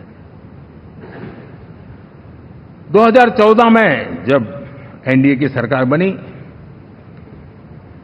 पूरे विश्व में उसी एक पल से एक नया जिज्ञासा पैदा हुई, थोड़ी आशा के संकेत उनको नजर आने लगे, और फिर उस बदलाव बहुत बड़ा तेजी से आया, और पिछले 10 वर्ष में भारत ने जिन कामों को बढ़ लिया है, आज भारत की छवि विश्व बंधु की बन चुकी है। दोस्तों, विश्व हमें एक बंधु के रूप में स्वीकार कर रहा है, और जब दुनिया हमें विश्व बंधु के रूप में स्वीकारती है तो हमारी वैश्विक जिम्मेवारियों को भी हमने हमारे आने वाले रोड मैप में महत्व देना ही होगा।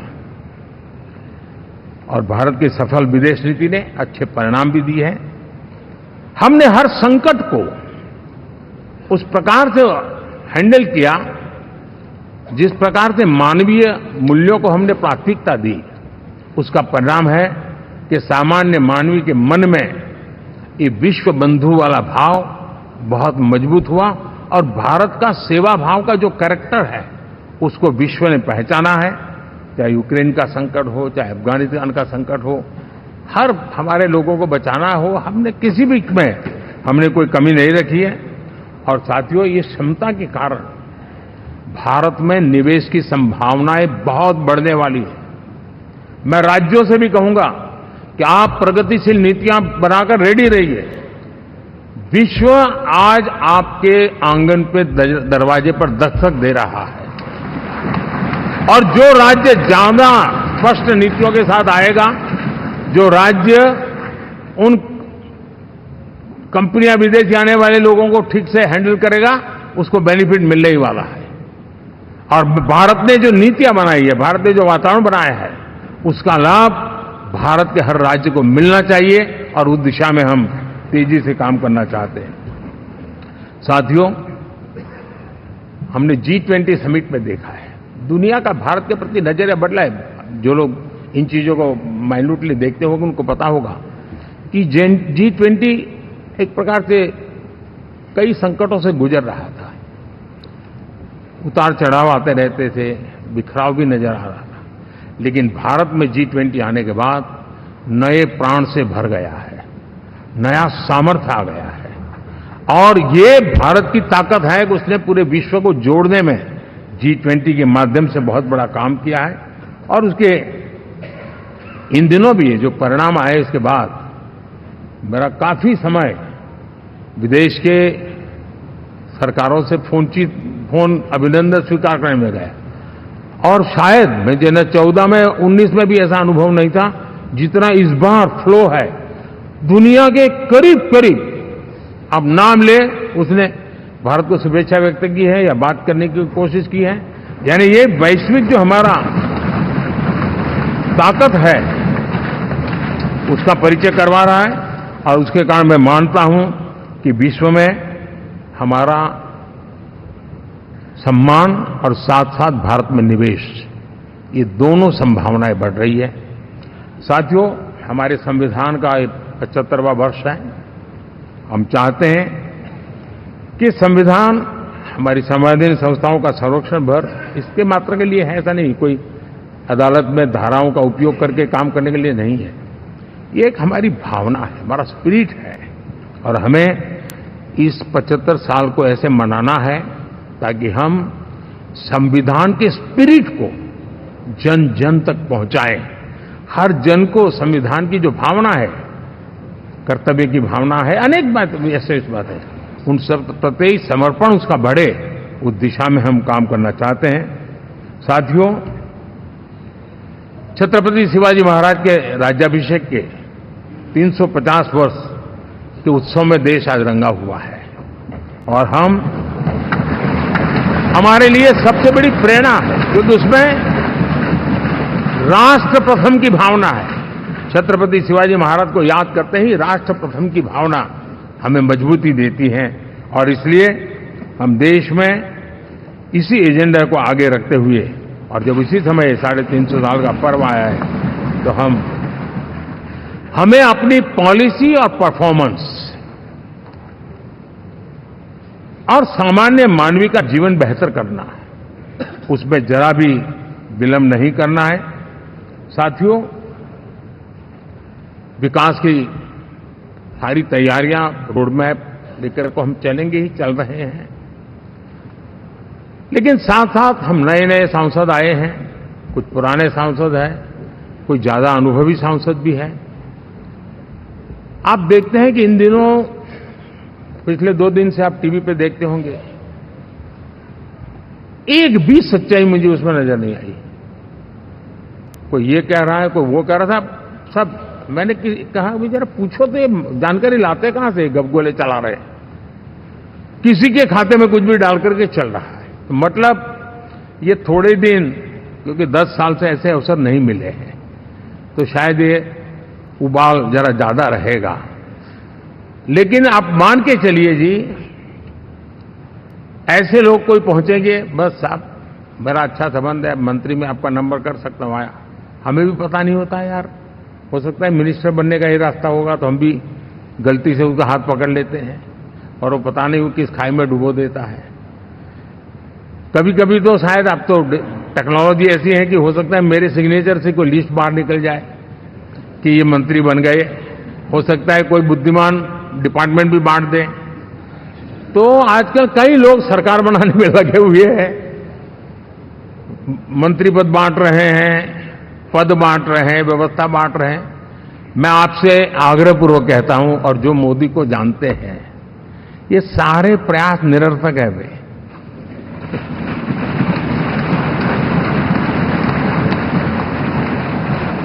आप भी किसी का फोन आ जाए तो 10 बार वेरीफाई कीजिए कि जिसने फोन किया है वो सचमुच में अथॉरिटी है। अदरवाइज कोई भी कहे भाई आपका नाम हो गया है, सुबह परिवार को बुला लीजिए, शपथ समारोह में आना है, हो गया।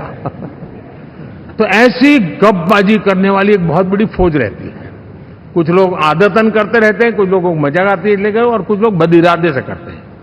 मेरा सभी सांसदों से आग्रह है कि हम इन सारे षड्यंत्रों का शिकार न बने। दूसरा, हमारे जो इंडिया अलायंस वालों ने इस चुनाव में फेक न्यूज में एक्सपर्टाइज कर लिया, डबल पीएचडी कर लिया उन्होंने, वो शायद इसका भरपूर उपयोग करेंगे। हम कृपा करके इन चीजों से दूर रहें, अफवाहों से दूर रहें।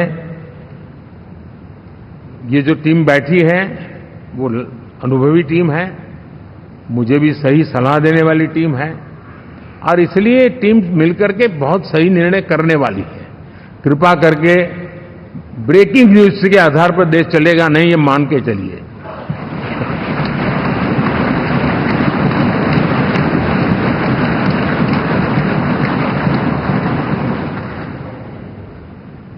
साथियों, विकसित भारत का संकल्प लेकर के हम चले हैं। 3 नंबर की इकोनॉमी पहुंच रहा, मैं जानता हूं। निश्चित रोड मैप के साथ उसको हम पार करने वाले हैं। और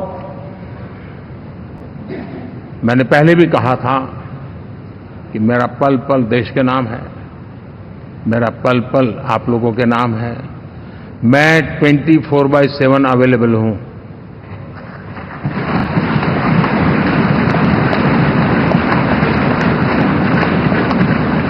हमें मिलकर के देश को आगे बढ़ाना है। फिर से एक बार आप लोगों ने मुझ पर जो विश्वास जताया है, जो प्यार दिखाया है और जो समर्थन दिया है, वाकई मैं मानता हूं भारत के लोकतंत्र की एक बहुत बड़ी ताकत है। मैं जितना आपका आभार व्यक्त करूं उतना कम, और मैं विश्वास दिलाता हूं कि मैं आपकी आशा अपेक्षाओं को पूरी करने में, परिश्रम करने में कोई कमी नहीं रखूंगा।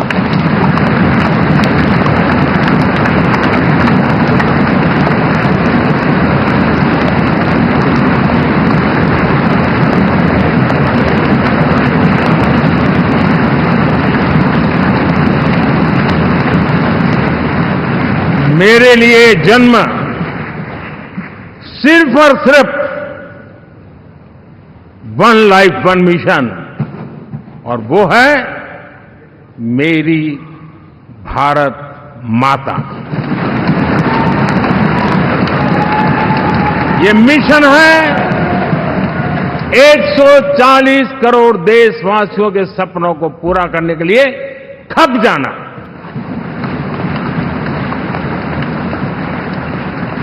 ये मिशन है 140 करोड़ देशवासियों को 1000 साल की मुसीबतों से जो गुजरी हुई पीढ़ी दर पीढ़ी है, उसे मुक्ति दिला करके सम्मान के साथ विश्व में मेरा हर देशवासी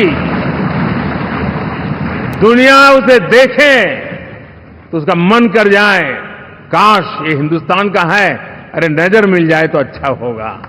ये मैं स्थिति पैदा करना है।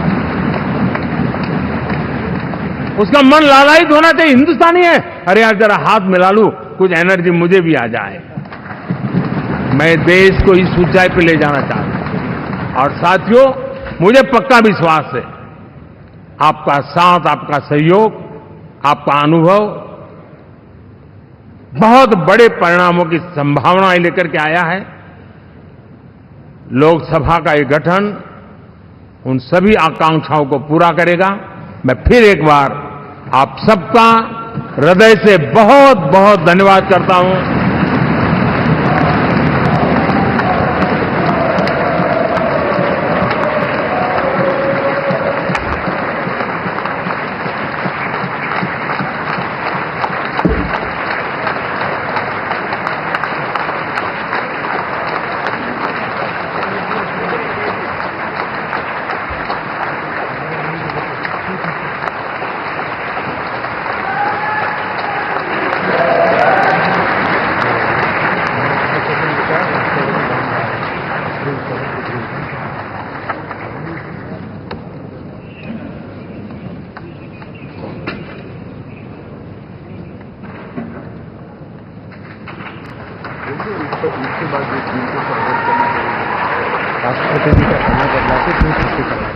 जो एनडीए के साथी स्वागत करना चाहते हैं वो आगे आ सकते हैं, और बाकी भी जो फिर पार्टी के वरिष्ठ नेता भी स्वागत करना चाहते हैं वो आगे आ सकते हैं। एनडीए के वरिष्ठ नेता राष्ट्रपति भवन की ओर भी इसके बाद जाएंगे।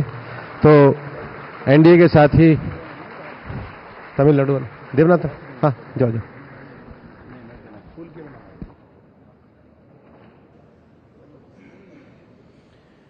एनडीए के साथी या वरिष्ठ नेता जो स्वागत के लिए आए हैं वो एक आगे धीरे धीरे जा सकते हैं।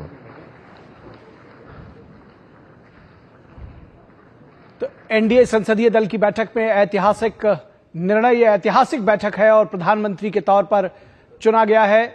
एनडीए संसदीय दल का नेता चुना गया है प्रधानमंत्री नरेंद्र मोदी को। तो एक बार फिर से तीसरी बार लगातार देश की बागडोर संभालने जा